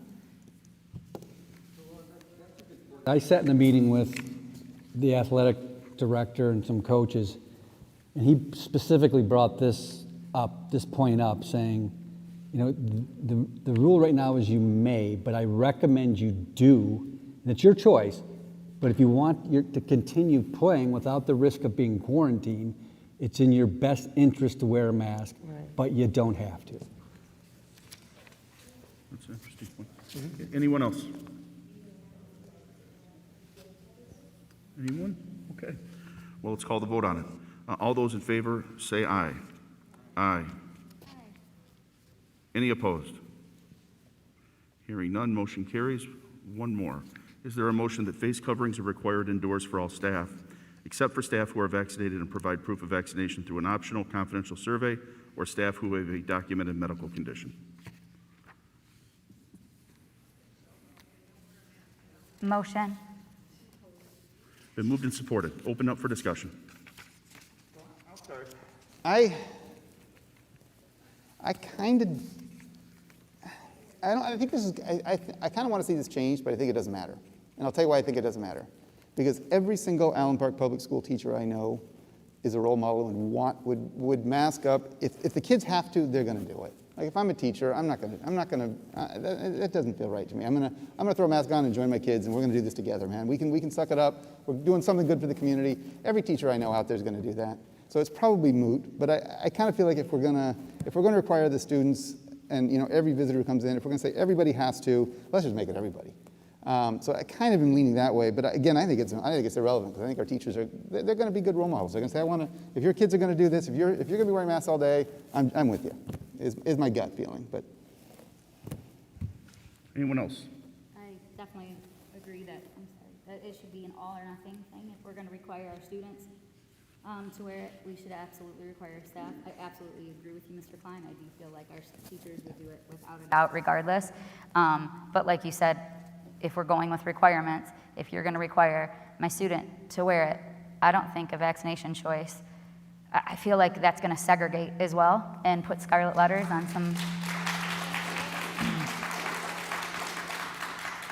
on some teachers and staff that might not necessarily thought vaccination was in their best interest. So I feel that if we're going to have the kids, which you guys have already decided we will, then I absolutely feel like the staff should. But like Mr. Klein said, I agree 100%. I think the staff would anyway. But for this motion, because it states there, it should be required. Anyone else? Mr. Martin? The choice, or not the choice, but the headsets, right, to help amplify their voices? Not all classrooms, some do. Some do, so in case that's an option, I mean, Do 6-8 or 6-12 don't. so is there an option to get that if the teachers are wearing a mask? So they that don't- they can amplify their voices, so that we can do that, so just so there's not I'm sorry, issue? I can't hear you, Mr. Barton. Can you I just repeat said, that? is there a possible option to maybe look into that if you're wearing a mask, sometimes it's difficult to For speak sure. through it, because we want our students to be able to hear. And I agree with Dr. Jen and Mr. Klein that if we're all in it, we're all in it, so We can look we at need to make it Yeah. easier Yeah. for our students. So we have a very viable option, K-5, obviously. 6-12 doesn't have the same thing, but we have some other options that some of like our PE teachers have where they have portable towers and things like that. So we can look into that for teachers who would be interested in using that so that they can project a little bit better. Okay, thank you. I have one just quick comment too with that. If this does pass, would the teacher, I'm going to use the littles for example. I'm sure it is across the board. I just have experience with the littles, not, my kids aren't bigger yet. So, for example, last year my kid was learning how to read. It's very difficult when a teacher is saying the little E sounds like eh and the little I sounds like eh, and they are masked and there's might not necessarily be something to, make their sound a little bit. Could the teacher, while they're teaching that subject or that lesson, be able to move their mask down, teach that for less than 15 minutes or whatever the requirement is, and then the teacher can put it back up and move about the classroom? Well, that's what I wanted to say as well, is as much as I agree with what's been said by various people on this issue here, particularly for early elementary, it does make sense to me that there's be some flexibility for situations where we can do it, that there is a chance for articulation, maybe some small groups even at a distance, but still small groups where you are able to see the words being articulated. I think some of that's probably going to be important. That would cause me to want to support this, although I do generally agree with Mike about it. That particular issue for me is one way that would provide some flexibility with it. So that's where I'm at with it. It's not a clear-cut thing, but Never is. Yeah, right, It's- right? yeah, it's- Because I like the flexibility of it, but I don't like the scarlet letter part of it. Like, Right. so I feel like it should be fair and consistent across the board. Everybody wear a mask, but if they are teaching such a delicate topic. And that was the response that I got from most of the teachers, was that when they were teaching certain things, they would be, they would be wearing masks, and then when they had to be emotional or, enunciate or something like that, they could take off their masks so that kids could see it and understand and, they could clearly convey their message. And just so I'm 100% clear, though, that is fair and consistent across the board. It does not matter their vaccination status. They do not need to show you that to be able to teach their child and then put it back up. That's not what that motion says, but that's something that, Correct. So I would like to, unfortunately, change the motion one more time. I know you love me, I'm so sorry. That motion makes sense, because again, as we've discussed this, but again, we've talked to many different staff members, and they have all shared that pretty much the same concept Dr. Dennis said. That after we teach our lesson, whatever that may be, we would then most likely return to our desk area, whatever it might be, or when they see students mask back up. But again, at any time, the board member can change a motion, we have to just, let's assume for a second this motion fails. yep. What's the default practice going into the school year for particularly early L, teachers having a momentary or temporary removal of the mask for articulation or whatever else we're talking about? If it failed, what would it be going into the year? And there's no option for them to do that? Flexibility, that would be up to us. Okay. Okay. So if this motion fails, then there's some administrative flexibility is what I'm hearing. If any of these fail, it just defaults back. Thank you.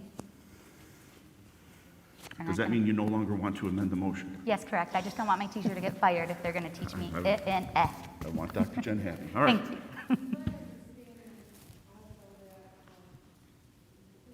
Shield still, and teachers could teach behind the shield.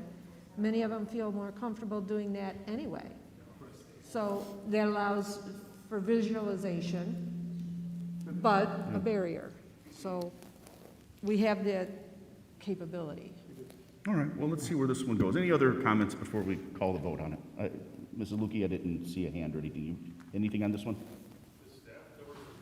Okay. All those in favor say aye. All those opposed say no. No. No. Motion fails. Current default practices continue with respect to teacher interaction with their students unless further action of the board, I suppose. All right. Back to school plan is over. Moving on, Mr. Darga, to 9B3, Student Code of Conduct 2021-22 school year. Thank you.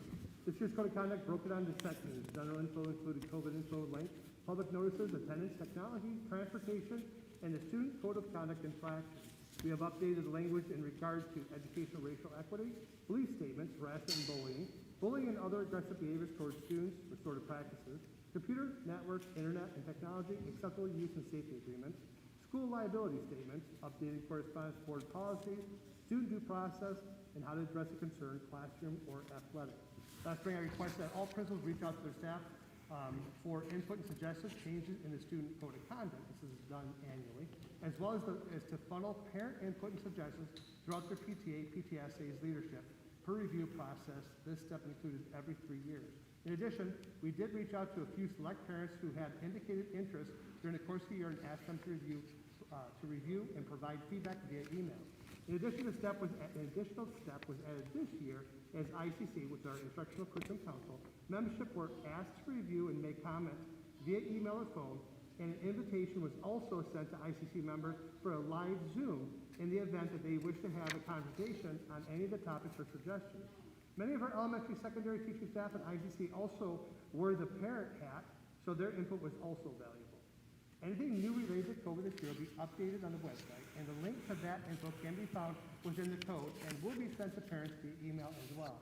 The approved student code of conduct will be included in the electric back-to-school updates that all of our parents and guardians must complete prior to reviewing their child's classes, teacher schedule through Parent Connect. Parent and guardians will be asked to acknowledge the receipt of the code of conduct and to review with their students. The suggested motion that the Allen Park Board of Education approve the student code of conduct for the 2021-2022 school year as presented. Motion? Moved and supported. Discussion, questions? I'd like to thank everybody that was involved in that. I know that is a task that I do not want to necessarily take on, so I really appreciate those that are good at that. Thank you. Anything further? Hearing none, we'll call the vote. All those in favor say aye. Aye. Any opposed? Motion carries. 9B4, Wayne County Recess School Nurse Consultation Services for this school year. Very good. While we're in phase 2 of the school nurse candidate screening process, 17 applicants, first phase paper screen, second phase 14 applicants in the video submission. In order to receive guidance during the August student medical management plan, as well as consultations regarding COVID quarantine and protocols for back to school, the district is recommending a 1-year renewal with the nurse consultation services with Wayne Risa. The agreement will also provide our new nurse, once hired, with assistance. Given the circumstances, Wayne Risa has offered a 1-year agreement rather than a required 3-year commitment and waived any additional fees. The total cost of the 1-year agreement is $12,000. Suggested motion that the Allen Park Board of Education approve the agreement with the Wayne County RESA for school nurse consultation services in the amount of $12,000 for the 2021-2022 school year. Motion? Oh, sorry, you go for it. I'll second.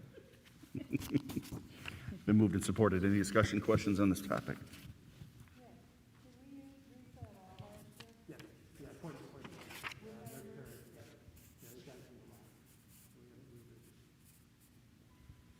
Anyone else? All right, all those in favor say aye. Aye. Aye. Any opposed? Mr. Darga, 9B5, Allen Park Community School graduation requirements. Excellent. Thank you so much. At the June board meeting, the Board of Education approved a cooperative education agreement with William D. Ford Career Tech Center in Wayne West End Schools. a new and exciting vocational opportunity for Allen Park Community School and Allen Park High School students. Dr. Tufelsky is here this evening to share information regarding the impact on graduation requirements for Allen Park Community School. Students who enroll in and receive part-time coursework at the William D. Ford Tech Center dual enrollment or attend and pass CT classes at Allen Park High School. The suggested motion that the Allen Park Board of Education accept the Michigan Merit Curriculum 18 credit graduation requirement for eligible Allen Park Community School students. Eligible Allen Park Community School students must pass coursework completed at the William D. Ford Tech Center in Westland, Michigan, or pass career technology education coursework in Allen Park Public Schools, and applying the personal curriculum and waive 20 curriculum requirements set by the Michigan Department of Education. And further, the personal curriculum requirements may also be applicable for the Allen Park Community School students successfully completing dual enrollment courses. Eligible students must be enrolled in a single program, have signed an EDP, which is an Education Development Plan, on file, and will receive an Allen Park Community Schools diploma. I'm sorry, motion. Been moved and supported. Comments, questions? Okay. Well, a lot of concerns. This has come up before. I did spend a fair amount of time today speaking with Dr. Tufelsky about this, and I keep thinking of other things as well. As a board member, my goal is to make sure that every student gets every educational advantage that we have to offer. And I'm not sure we can do that with 18 credits, but I'm also not sure that we can't. I think that things need to be evaluated on a student-by-student basis, much like we do at the high school for students that request early graduation. My concern, what am I doing now? My concern at the community school in particular is that there's not a counselor to guide these students. As I told Dr. Tufelsky today, one of the concerns I have with the William D. Ford, when it was presented to us in June, it involved a fire science program. As a former counselor at the high school, I would not recommend that to my students. Instead, I would suggest they go to Schoolcraft College and do dual enrollment and actually get a degree so that they're more prepared to go into the world of work afterwards and be ready for the academy afterwards. So I think these kids deserve that kind of guidance in making a decision like this.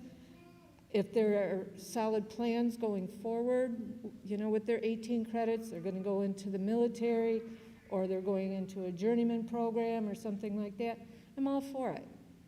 But I want to make sure that these students get that kind of guidance. Additionally, at the community school, students can earn a half credit per course per quarter, which means they could, if they really wanted to and worked very hard, earn 18 credits in 2 years. So, Ms. McDonald, I'm sorry, I just did the math on that. They could only get 14 in 2 years. 9 per year. They'd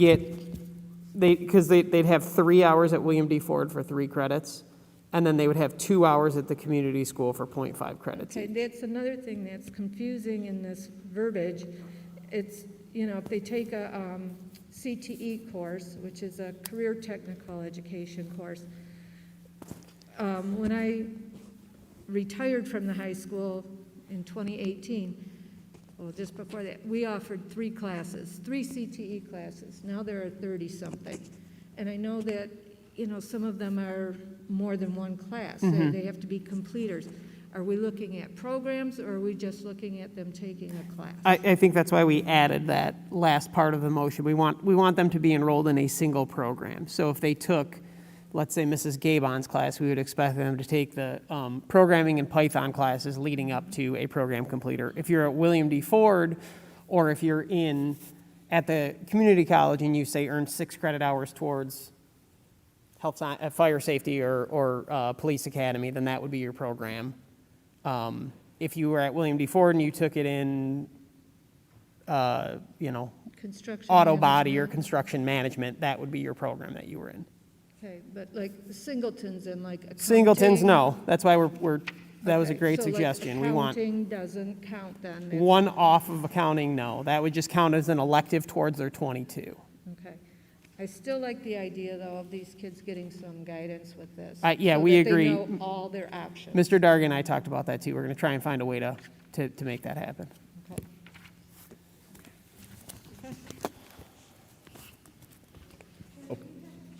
Community school at your, A community school where I work, but it is undergoing a major overhaul. They operate on a trimester and offer 3 classes per trimester, and I think, or 4 classes, and they can get 1 credit per trimester per class. But it's changing currently. I just wanted to ask, I know, thank you, Jeanette, because you are We way do more still versed. require 22 credit hours for graduation, I believe, You do, at this time. okay. Yeah, you are way more versed in that than, of course, I am, so I appreciate your questioning, and I appreciate you letting me know where your school is at, just because it helps, so thank you. Anyone else? Okay. All those in favor say aye. Aye. Any opposed? All right. Motion carries. Moving on to 9B6, Allen Park High School Cross Country Teams Camp. Thank you very much. We have received a proposal from Allen Park High School administration in support of the boys and girls cross-country teams to take the runners to the Island Lake State Recreation Area beginning August 22nd through August the 26th. The camp is designated to develop a sense of team and develop the skills necessary to become a successful cross-country runner. Each student athlete will pay $150 to cover expenses. Coach Vockler and Coach Collins will attend and supervise the trip. Parents and adults will provide transportation for the students. No students will drive themselves. All required consent forms will be processed prior to departure. The suggested motion that the proposal for the Allen Park High School cross-country teams to attend the team camp at the Island Lake State Recreation Area be approved as presented, and further, that all necessary parent consent forms and medical treatment forms be processed prior to departure. Motion. Moved and supported. Questions or comments? All right. All those in favor say aye. Aye. Aye. Any opposed? Mr. Darga, 9B7, pay-to-play program. Given the current solid financial status of the district and all that's going on in our community and beyond in regard to COVID-19, job loss, health concerns, and additional stresses on parents, the Allen Park High School Athletic Department has requested consideration for waiving the student athletic participation fees this school year. The pay-to-play program was originally instituted at a time of financial hardship for the district, and certainly a program we can always bring back when needed. In a typical year, the pay-to-play fees total approximately $85,000. The district does plan on collecting admission fees, and all athletic events and family season passes are also available. The suggested motion that the Allen Park Board of Education waive the pay-to-play programs throughout Allen Park High School and Allen Park Middle School athletic departments for the 2021-2022 school year and until further notice. Motion. Moved and supported. Open for discussion or comments.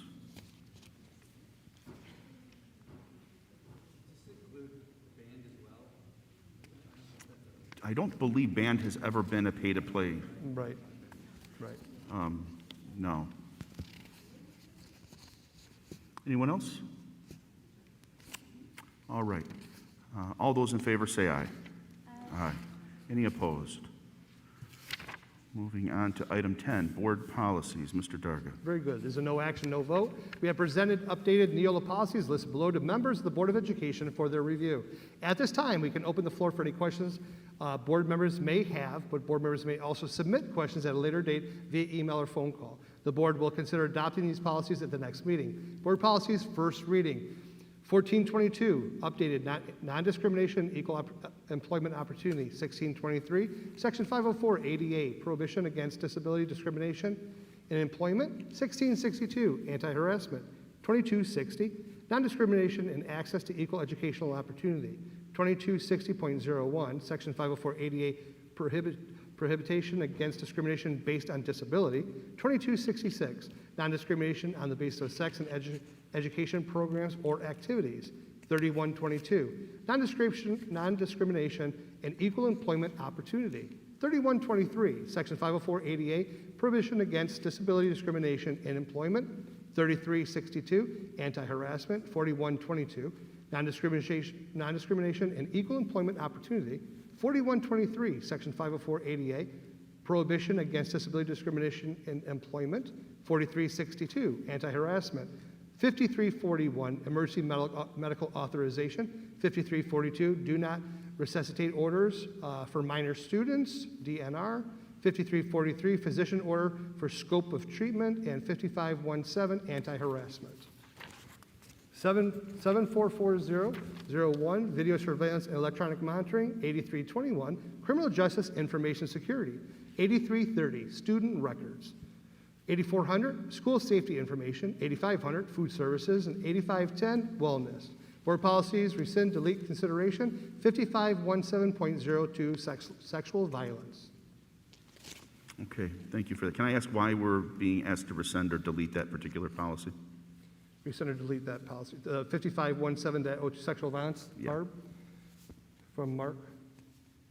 That is a requirement of the law that has changed as absorbed, only subject to our policies, but that policy will no longer exist.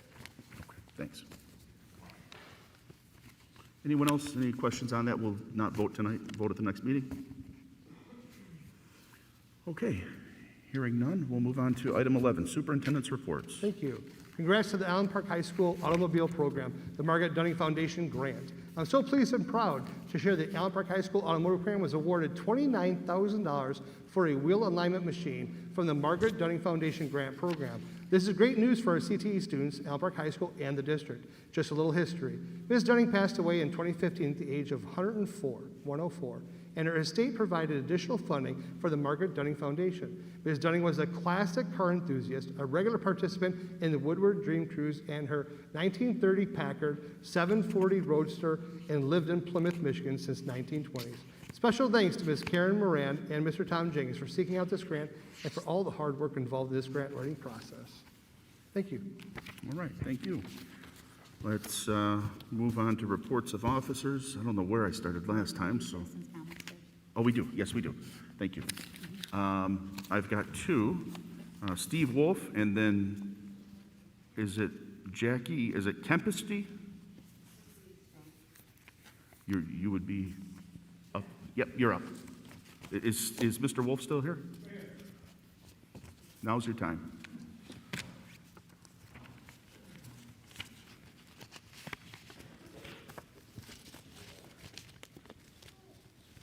Hi, everyone. I'm Steve Wolf. First, thank you for your time and listening to what we have to say. I know your job is hard, and there are different philosophies and beliefs, and we at least appreciate you understanding what we're coming from and trying to listen to what we say. So I know everyone's kind of focused on COVID in this meeting, but one thing that I've seen recently on the Allen Park website is the race and equity work and the teaching of the faculty. And to me, as I read through this 91-page presentation, screamed a lot of critical race theory. So my question to the board is Allen Park going to start instituting critical race theory in their curriculum?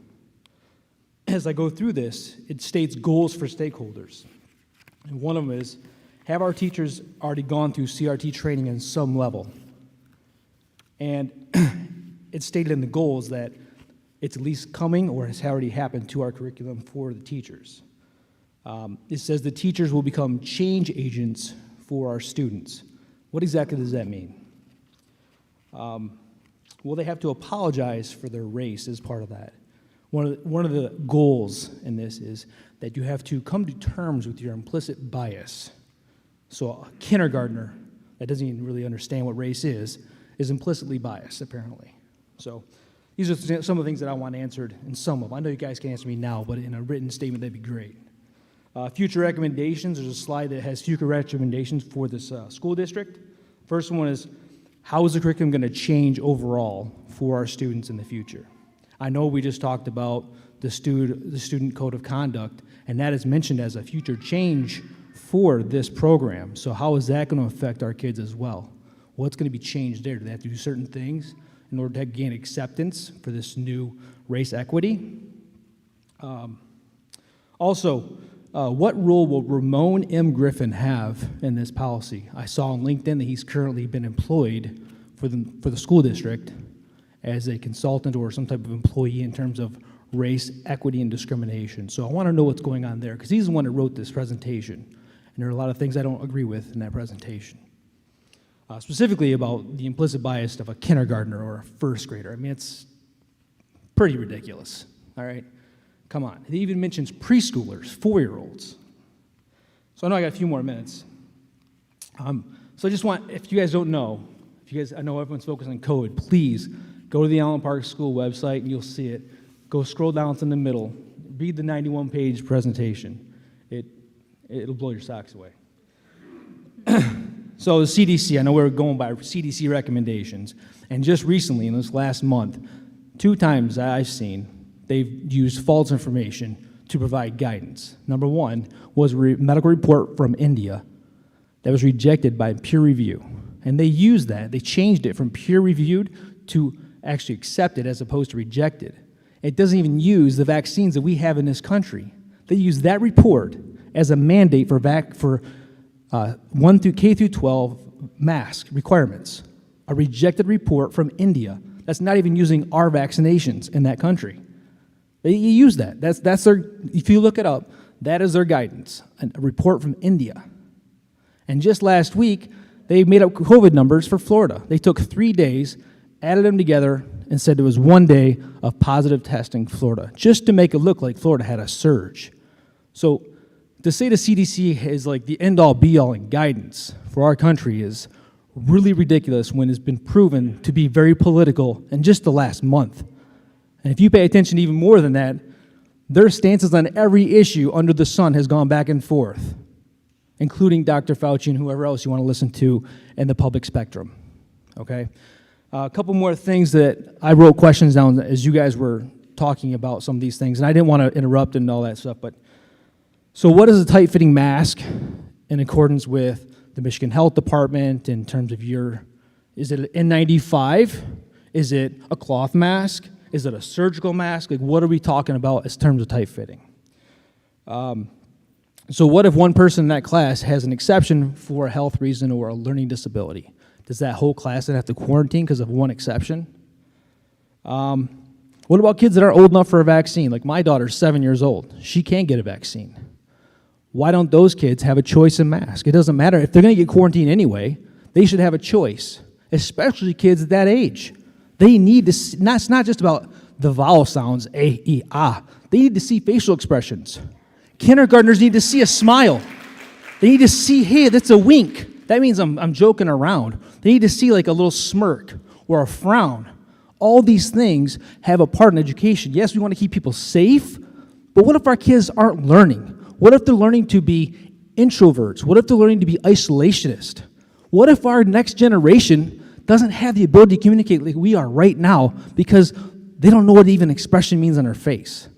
A 4-year-old, a 5-year-old, a 6-year-old, 7-year-old, they have to know what facial expressions are. Because you can communicate, I could talk to you right now just with facial expressions. You'll know if I'm happy, sad, or whatever. And they're not going to know that. So we need to consider that, especially for the under 12-year-old kids.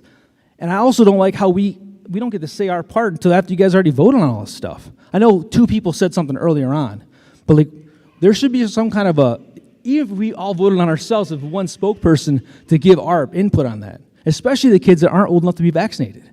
And to segregate vaccinated versus unvaccinated is exactly that. It's segregation. It's segregation. Like you said, for the teachers, they can take a questionnaire that is anonymous and not wear a mask. So if you're not wearing the mask, it's not really anonymous. Right? Like, let's be real about this, right? If you're wearing a mask and you're a teacher, you're probably not vaccinated, or you're just really, really like the virtue signal, or you don't have a mask on and you're vaccinated, right? So either way, you're in good shape. So let's be real about that. And then what's to say the COVID quarantine rule doesn't change? We put our kids in masks, regardless of vaccination status, and next thing you know, the CDC, God bless them, tells us we have to quarantine for 3 months, or whatever it may be. Clearly I'm being sarcastic. But what I'm saying is, who's to say the COVID rules for quarantine don't change? And now we got all these kids in masks, we're trying to protect them, and we're missing school anyway, and then they didn't even learn it because they can't see facial expressions. So like, I get you guys are trying to do the best we can, but we need to understand it's not just about the COVID. The flu is more dangerous to our kids than COVID is. It is. That is science. Our kids need to learn too.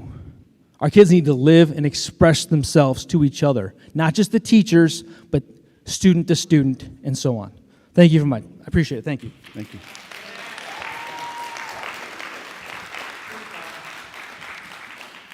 Mr. Wolf, you had indicated you wanted a written response to yours. I'll make sure that that gets to the superintendent's office. Is that regarding all of the comments you had or just what you put on the form? And if it's more, well, no, not to me. If you want anything more than what you wrote on here, I'd suggest you stay afterwards and put it on there, okay? Thank you. Next up, we've got Jackie. Are you still going? And on deck is Amy Masella.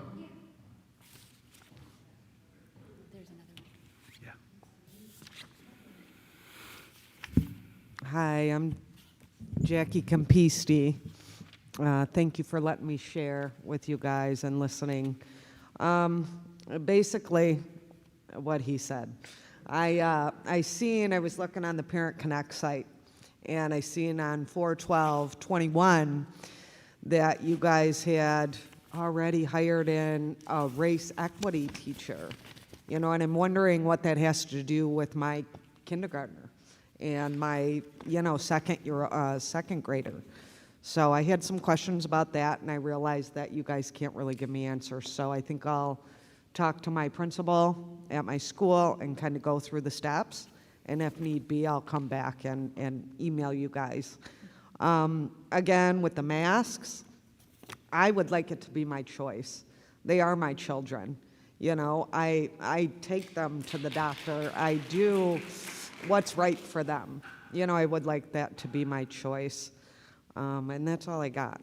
Thank you. Would you like for me to check your box as yes for a response so you can get a written response to your Sure. inquiry? Sure, Okay. thanks. Would you mind writing yes on that one there for me? Okay, thank you for that.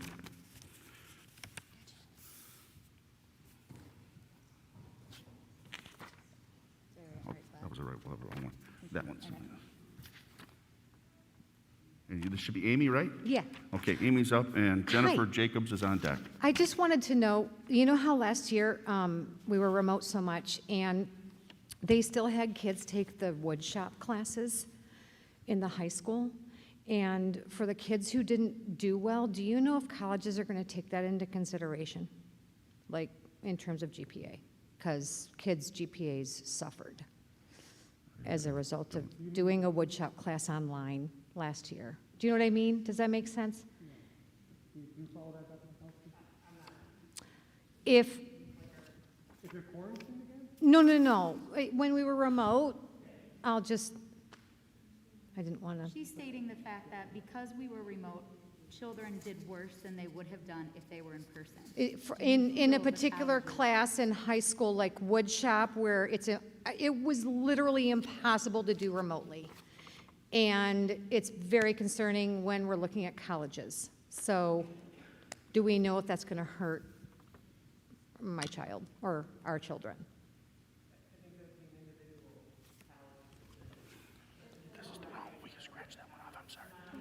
So you haven't heard if there are going to be any special, like if colleges are saying if they're going to discount certain classes because of the 2021 school year? What do you think? Many colleges looked at the core academic subjects. Okay.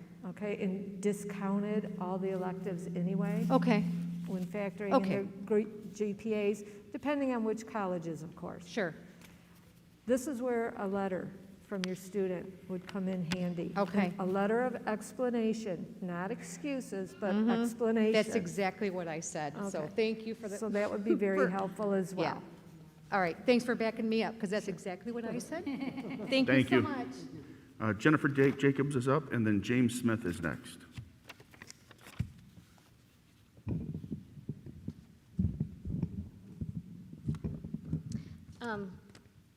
Short people problem? I know, short people problems. Thank you.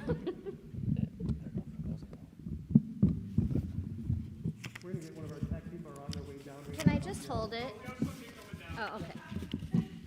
Oh, there, okay. I got it. Okay. I got it. Thank-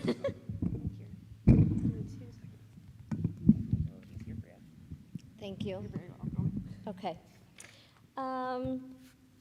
First of all, I know that you said that if we have questions, we can email, and I do want to, I want to mention the fact that I have emailed the board a couple times, and I have only received 2 emails back from 2 board members. They know who they are, and I want to thank them for emailing me back. So going forward, I would just ask that the board members that we have voted in, we have voted you as a community, that when we email with a request or a concern, that we all of you respond back to us. The second thing I wanted to mention is I saw very, very quickly on the return to school plan that students that will be in quarantine, there will not be any live stream instruction for those students. And my concern about that is for, especially, I have 2 children still in the district. One is a 504 and one has an IEP. What is the district going to do regarding those students who may be quarantined because of COVID, and they will not have live instruction or online live stream instruction for those students? Specifically, my son with an IEP, he has auditory processing disorder. It's very difficult for him, first of all, to learn when a teacher has a mask. So that's something that maybe we need to consider and look into for those students that are in resource rooms where there's limited students in those classes, but there's there's difficulty and struggles for those students. I think it's very, very important that we take into consideration those students that have a 504 or an IEP.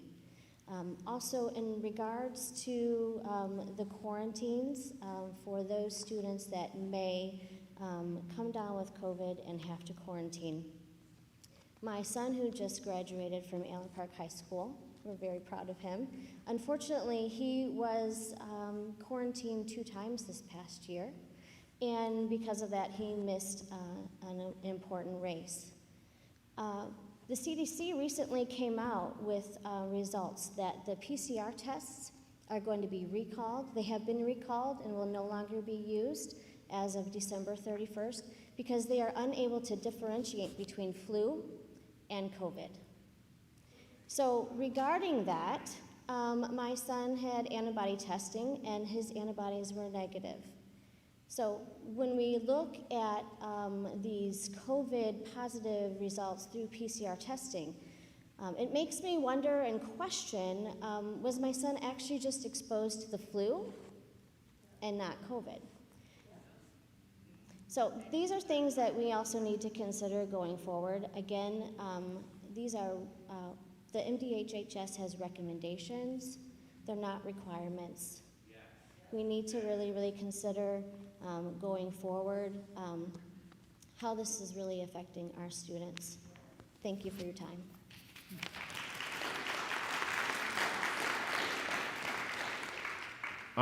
Ms. Jacobs, did you want a written response to anything this evening? You did not check that box. Could I have you stick around afterwards and fill out your address on there so we can get it to you the right place? Thank you. And then lastly, we've got James Smith. Good evening. All right, so I'd like to thank you. My name is Jim Smith. So you talked about respect, about how some of the parents were talking over you guys when you were talking, okay? When the parents first came up here, there were 3 parents that gave their opinion about mask wearing and about different things. There were several of you guys up there, out of 10, I've seen 3 of you, okay? A couple were writing things down. There's a member on the board right now that's been on his phone the entire meeting, okay? I don't know how he's listening to anything that's going on when he's constantly on his phone, not listening to anything that we're even talking about, okay? Mask wearing is like, for COVID, it doesn't stop from coming out, okay? You guys all have masks on except for 3 board members. When you guys go out to the grocery store or you go out anywhere in public, Are you always wearing masks in public, or are you just doing it for a show for tonight? Okay? Because I've seen some of you on Facebook. Facebook's a beautiful tool for catching people doing things they shouldn't be doing. Okay? And several of you have had masks off in crowded areas, just like the governor of the state. Okay? So don't be hypocritical about it. There's no way you're going to be able to enforce these kids to wear masks. Okay? I work around 1,400 people a day. I work in a factory. Okay? These people, their masks are always coming down. They're not wearing them the way they're supposed to wear. And you talk about tight-fitting masks. What kind of tight-fitting mask are you going to wear? You're going to have a mask that's going to make my daughter breathe in chemicals constantly all day long? Okay? Is she going to be able to wear a cloth mask? What kind of mask are you going to have them wear? All right, before you decide that they have to wear masks to go back to school or talk about getting vaccine for a child, my daughter's 12. Okay? I don't know what we're putting in her body. I want her to be able to have children in the future.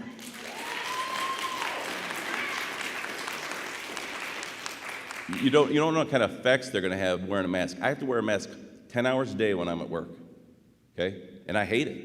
As soon as I leave out of that building, I take it off, okay? I have to wear a mask like you have on right now. And it's constantly breathing in the same carbon dioxide that I breathe out. What good is that for a child, okay? My brain is developed. Theirs are not. Thank you for your time. All right, thank you for that.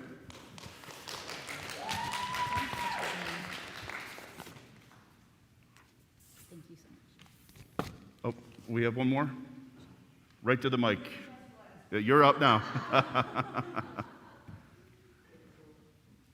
Thank you. Let's try.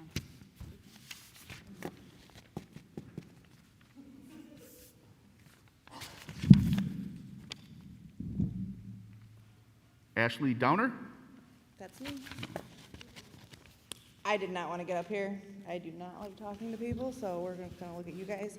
I am an emergency department nurse at one of your local hospitals. I am also a mother of 2 small children who will be going to elementary and middle school this year and have been in your school district since preschool. Okay, I moved to Allen Park to send my kids to school here. I am now considering moving out. I have worked in the emergency department for 11 years. I can't. I am required to wear a mask the entire time I'm there. I have worked 3/16s the last 3 days, and I got to be back to work at 3:30 in the morning. Do you know how hard it is to do CPR on someone while wearing a mask?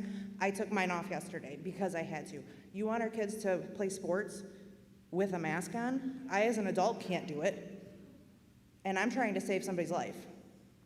Do you understand what you're asking our children to do? Because I'm not willing to ask my children to do something I'm not willing to do.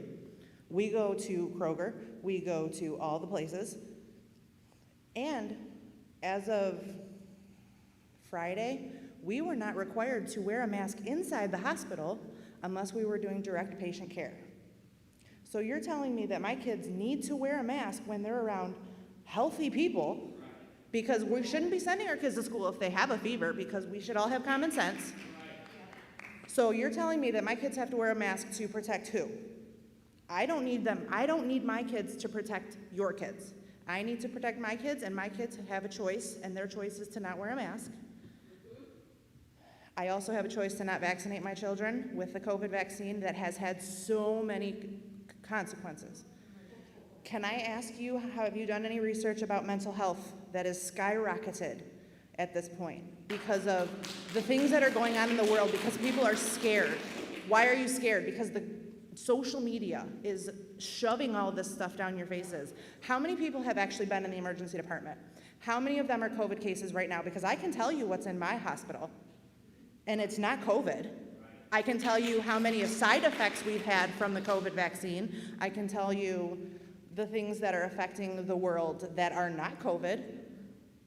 So you're gonna sit there and you're going to judge things on what you're being told. You're also telling me that you're gonna follow Wayne County guidelines, and the numbers from last year was Wayne County. How many of them were Allen Park kids? So we closed down and we quarantined because we had Wayne County numbers. I wanna know how many Allen Park kids had those numbers. Also, my kids, my one kid did fine. Okay, great. My other kid went from all A's to D's and E's, remote learning. He is not a remote learner. He cannot do it this year. He practically failed, but we're gonna push him through because we've accepted a lower level of what's okay. And that's not okay for me. I want my children to succeed. I want what is best for my children, and that is my choice. Wearing a mask changes the way you look at people. You can't see people's facial expressions, like everybody's already said. I actually appreciate that every single person is looking at me right now. I work a lot of hours. I talk like this. Do you know how many times I have to take my mask off so that people can understand what I'm saying? I'm talking about adults who can't understand what I'm saying because I have a mask on. Do you know how many times I've been spit on? Do you know how many times I've been coughed in my face by people that have COVID? Do you know how many times the mask does nothing. That mask that you're wearing, besides the N95s, which also haven't been proven to keep out COVID, do absolutely nothing. They're just for show. How many of you guys have gone on vacation anywhere?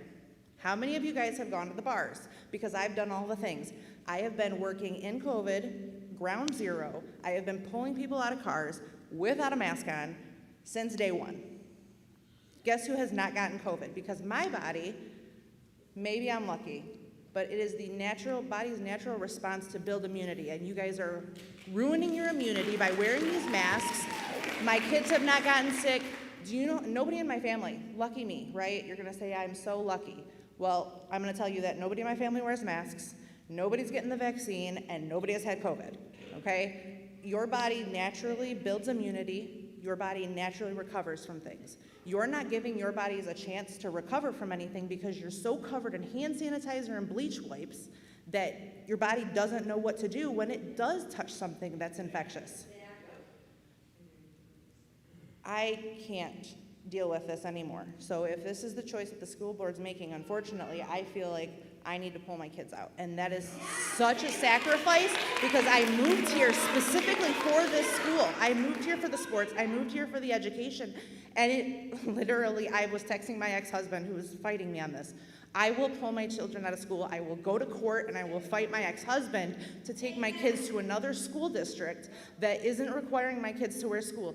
How is it okay for another school district 2 miles down the road to not require all these things? It's a CDC, if we're not following, they're giving us recommendations and you guys are taking those recommendations and saying that it's your decision to keep my child safe. It is not. It is my decision to keep my child safe, okay? You put out that it is recommended that we wear a mask.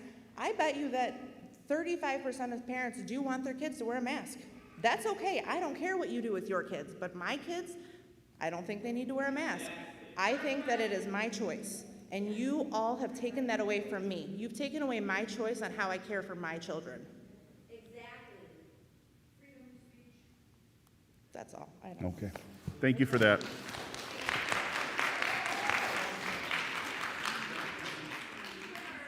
Moving on to item 13, reports of officers. Let's start with Ms. Lukey. Nothing? Ms. McDonald? To thank all of you for coming and sharing your points of view. You've been heard. I'm going to follow up by doing some research, so thank you for that. I would also like to welcome all of our new hires. I hope you have a very productive year with us and beyond. So thanks again for coming, everyone. All right, thank you. Mr. Martin?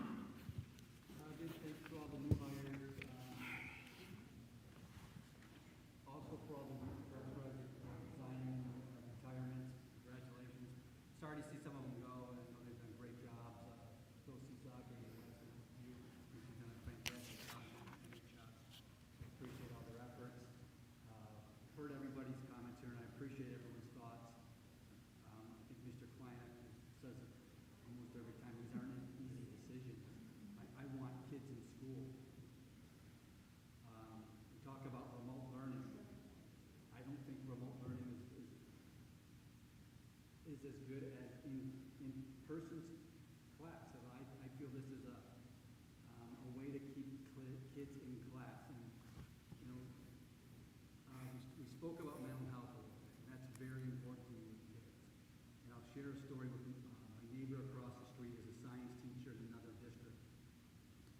And he said, you know, there were certain students that never turned on their camera during Zoom classroom sessions, and the first time he saw a student's face was at his funeral. And speaking with the parents, the kid just went into depression from the remote learning. So for me, if we can keep the kids in class, I want to keep them in class the best way. You know, I don't know if there's a right or wrong answer, but that's just how I feel. I respect everyone's opinion up here in the audience, and I want to thank everyone for coming and sharing their opinions as well. Sorry. All right, Mrs. Flipiak. That I appreciate all the people who came and spoke this evening. There were, you see things on TV where people are out of control and, you know, just being absolutely disrespectful of other people's feelings. And clearly there are passionate opinions out there, and I appreciate the community of Allen Park and its differing opinions and people coming forward in a respectful manner. I was taking notes during the comments, and one of the things that hits home with me was, I believe it was Mr. Wolf's comment about social emotional learning and facial expressions. Is that you back there, Mr. Wolf? Okay. I myself as an educator, I think about that a lot, particularly working with younger kids, and was disappointed, of course, when the Delta variant came out. Those are my beliefs, and was disappointed to have to start wearing my mask again in public places, because I am fearful of that due to my personal reasons. So again, I do appreciate people coming forward, but my decision making is very similar to Mr. Martin's. I agree that virtual learning was a struggle for many students in Allen Park and across this country, and I think kids being at home by themselves lends itself to that social emotional learning piece, and being in school is incredibly important for them. And I also don't want to hear about kids being pushed out of their classes because they may need to be quarantined. And at some points, these were not just recommendations, there were rules for quarantine. And so that being said, that is my thinking on that. Again, I do appreciate all of your opinions. I know some folks talked a little bit about social media, and you kind of get funneled into, you know, things that you like and you dislike. So for me, it's good, and I took many things away from the comments that were made here today. I hope you believe that, and I do listen, and I am happy to see so many people here this evening. I want to welcome the new members to the Allen Park Public Schools. I think that's awesome, and congratulations to those on their retirement. Thank you. All right, Mr. Klein. I think much has been said that I agree very much with. Thank you for those words. The only thing I would add is, you know, we're at a place where, you know, I think we've made some decisions tonight, and I know for many of you they're not decisions you like. They're not things that you appreciate. There are other people who are excited about those or feel like that, you know, those decisions were things that they were looking for. So we can look at it tonight as if there's winners and losers. And I don't want us to look at it that way. I want us to look at it and say, it didn't maybe go my way, but we can still be a community of Allen Park. And that as you send your kids back into the schools, that we help flip that script. So it's not about, you have to go do this because it's crap and they're going to make you do this, but instead flip it to, I maybe don't agree with, you know, everything the board did, but the goals are to keep you guys safe. And if we can do this as a group, you know, maybe we can make a difference and stay in school, keep the community as safe as we can. We don't always have to agree, but if we can turn it so that we're doing something for a greater good, even if we don't agree with that, and it may change down the road. We may find that we flip a different way, and it'll be a different group of people that have to try to figure out how to help send their kids back in a way that they're not angry, but they come back to be with their friends and their colleagues and learn together. So I just hope that we can continue to strive for that goal, that idea that we all want our kids safe. We all have that same goal. We just different how to get there. And if we can send those kids back as much as we can with the idea that let's go back and learn together, whether we're doing it in the exact way we'd like, whether, you know, we're happy about the decision or sad about the decision, let's figure out how to do that together as a community, because I think we're better as one. We really are. I feel like we're called as people to look after one another and to come together, and we're better in community. So I hope we can do that to the best of our ability moving forward. With that, welcome to the new people. So glad we got a new freshman football coach. God, he's going to be awesome. It's going to be great. Yeah, congratulations, everybody, and good to have you. I'd like to definitely echo what you just said. You're always so well-spoken. Yeah, obviously, my vote was no. So, yes, I don't agree. I'm not going to go stomp my feet, and my kids will not know that either. My kids will be excited for school 100%. I promise you that. And I agree that we need to unite as a community, and it's awful what everything is going through. But yes, since the decision was yes, I agree with you. My kids, they will know none different. So I appreciate that. I would like an email too, by the way, if we're implementing critical race theory into the classrooms, because I haven't heard anything about that. So that's just a side note for you, Mr. Darga, because I haven't heard anything about that, and everybody keeps saying stuff.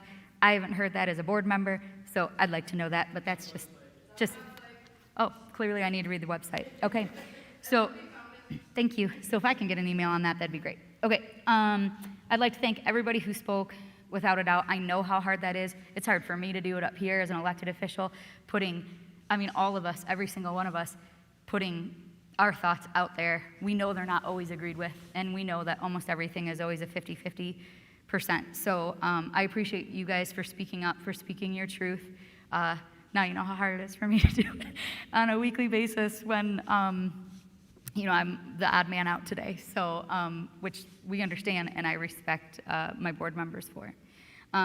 Obviously, congrats to all the new hires, minus that football coach, and congratulations to all the retirees. I'm super excited that you get to go on to your next path, and I hope it's a great one.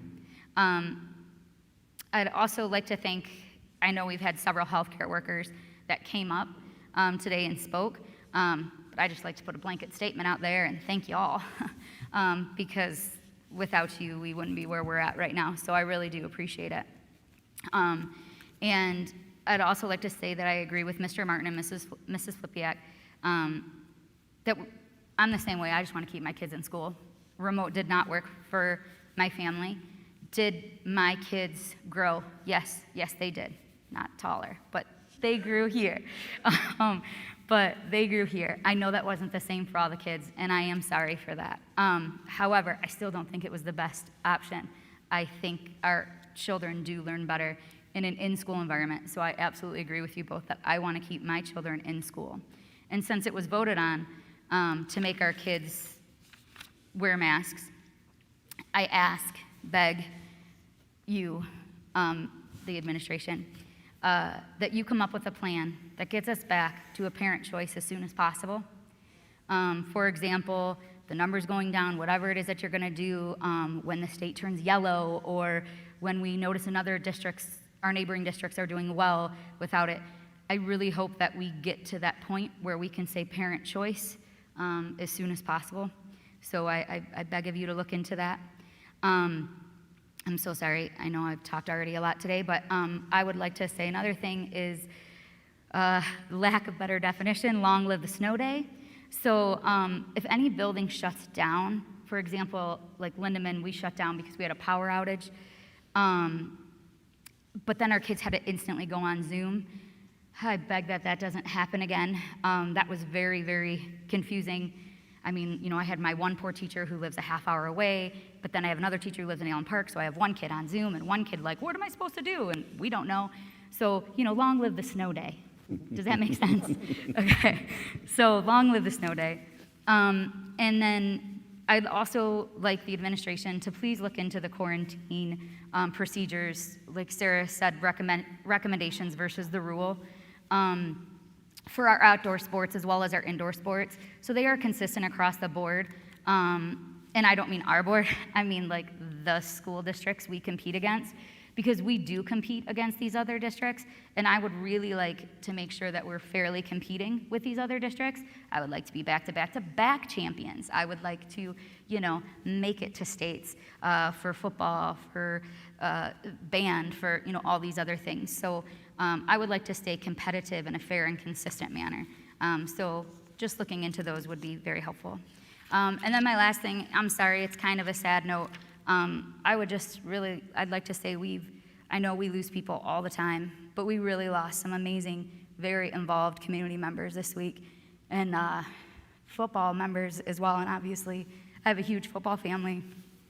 So we're sitting here debating this and debating that, and my heart's breaking for Randy Bubler's family and Kevin Kachigian's family, and the pain that they must be going through. So I just want to let you know that you have my utmost love, respect. Thank you for being a huge member of the community if you hear me somewhere. And that is all. Thank you. All right. Thank you, Dr. John. I guess I would summarize by just saying, first of all, I appreciate the fact that we live in a community where people do care, and they come here and they express their viewpoint, and we're not always going to agree 100% on everything. It's never going to be that way. Most of the time, we will agree, but there are going to be times when we don't. And, I've been doing this now for over 18 years, and the people that stood at the mic tonight, the way they addressed the board, I thought was incredibly respectful and productive and constructive. And I really appreciate that because I've seen examples of it not being that way. So I really want to thank you all and appreciate that. And, I want to appreciate my colleagues. I mean, we've been going on 18 months of doing this now in what is essentially a volunteer job. Correct. And it's no fun. And frankly, I'm disappointed that we're even going into a year discussing it because I thought we had kind of turned the corner on the thing. Huh?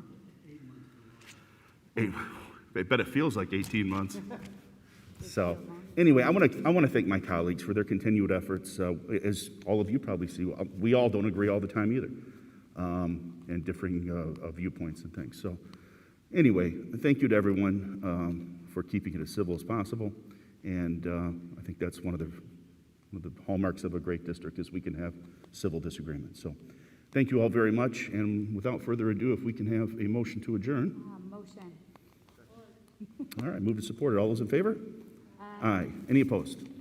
Thank you. Motion adjourned. If we talked about one of these, yeah, just come to the front down here. We'll try to work my way around there. Thank you.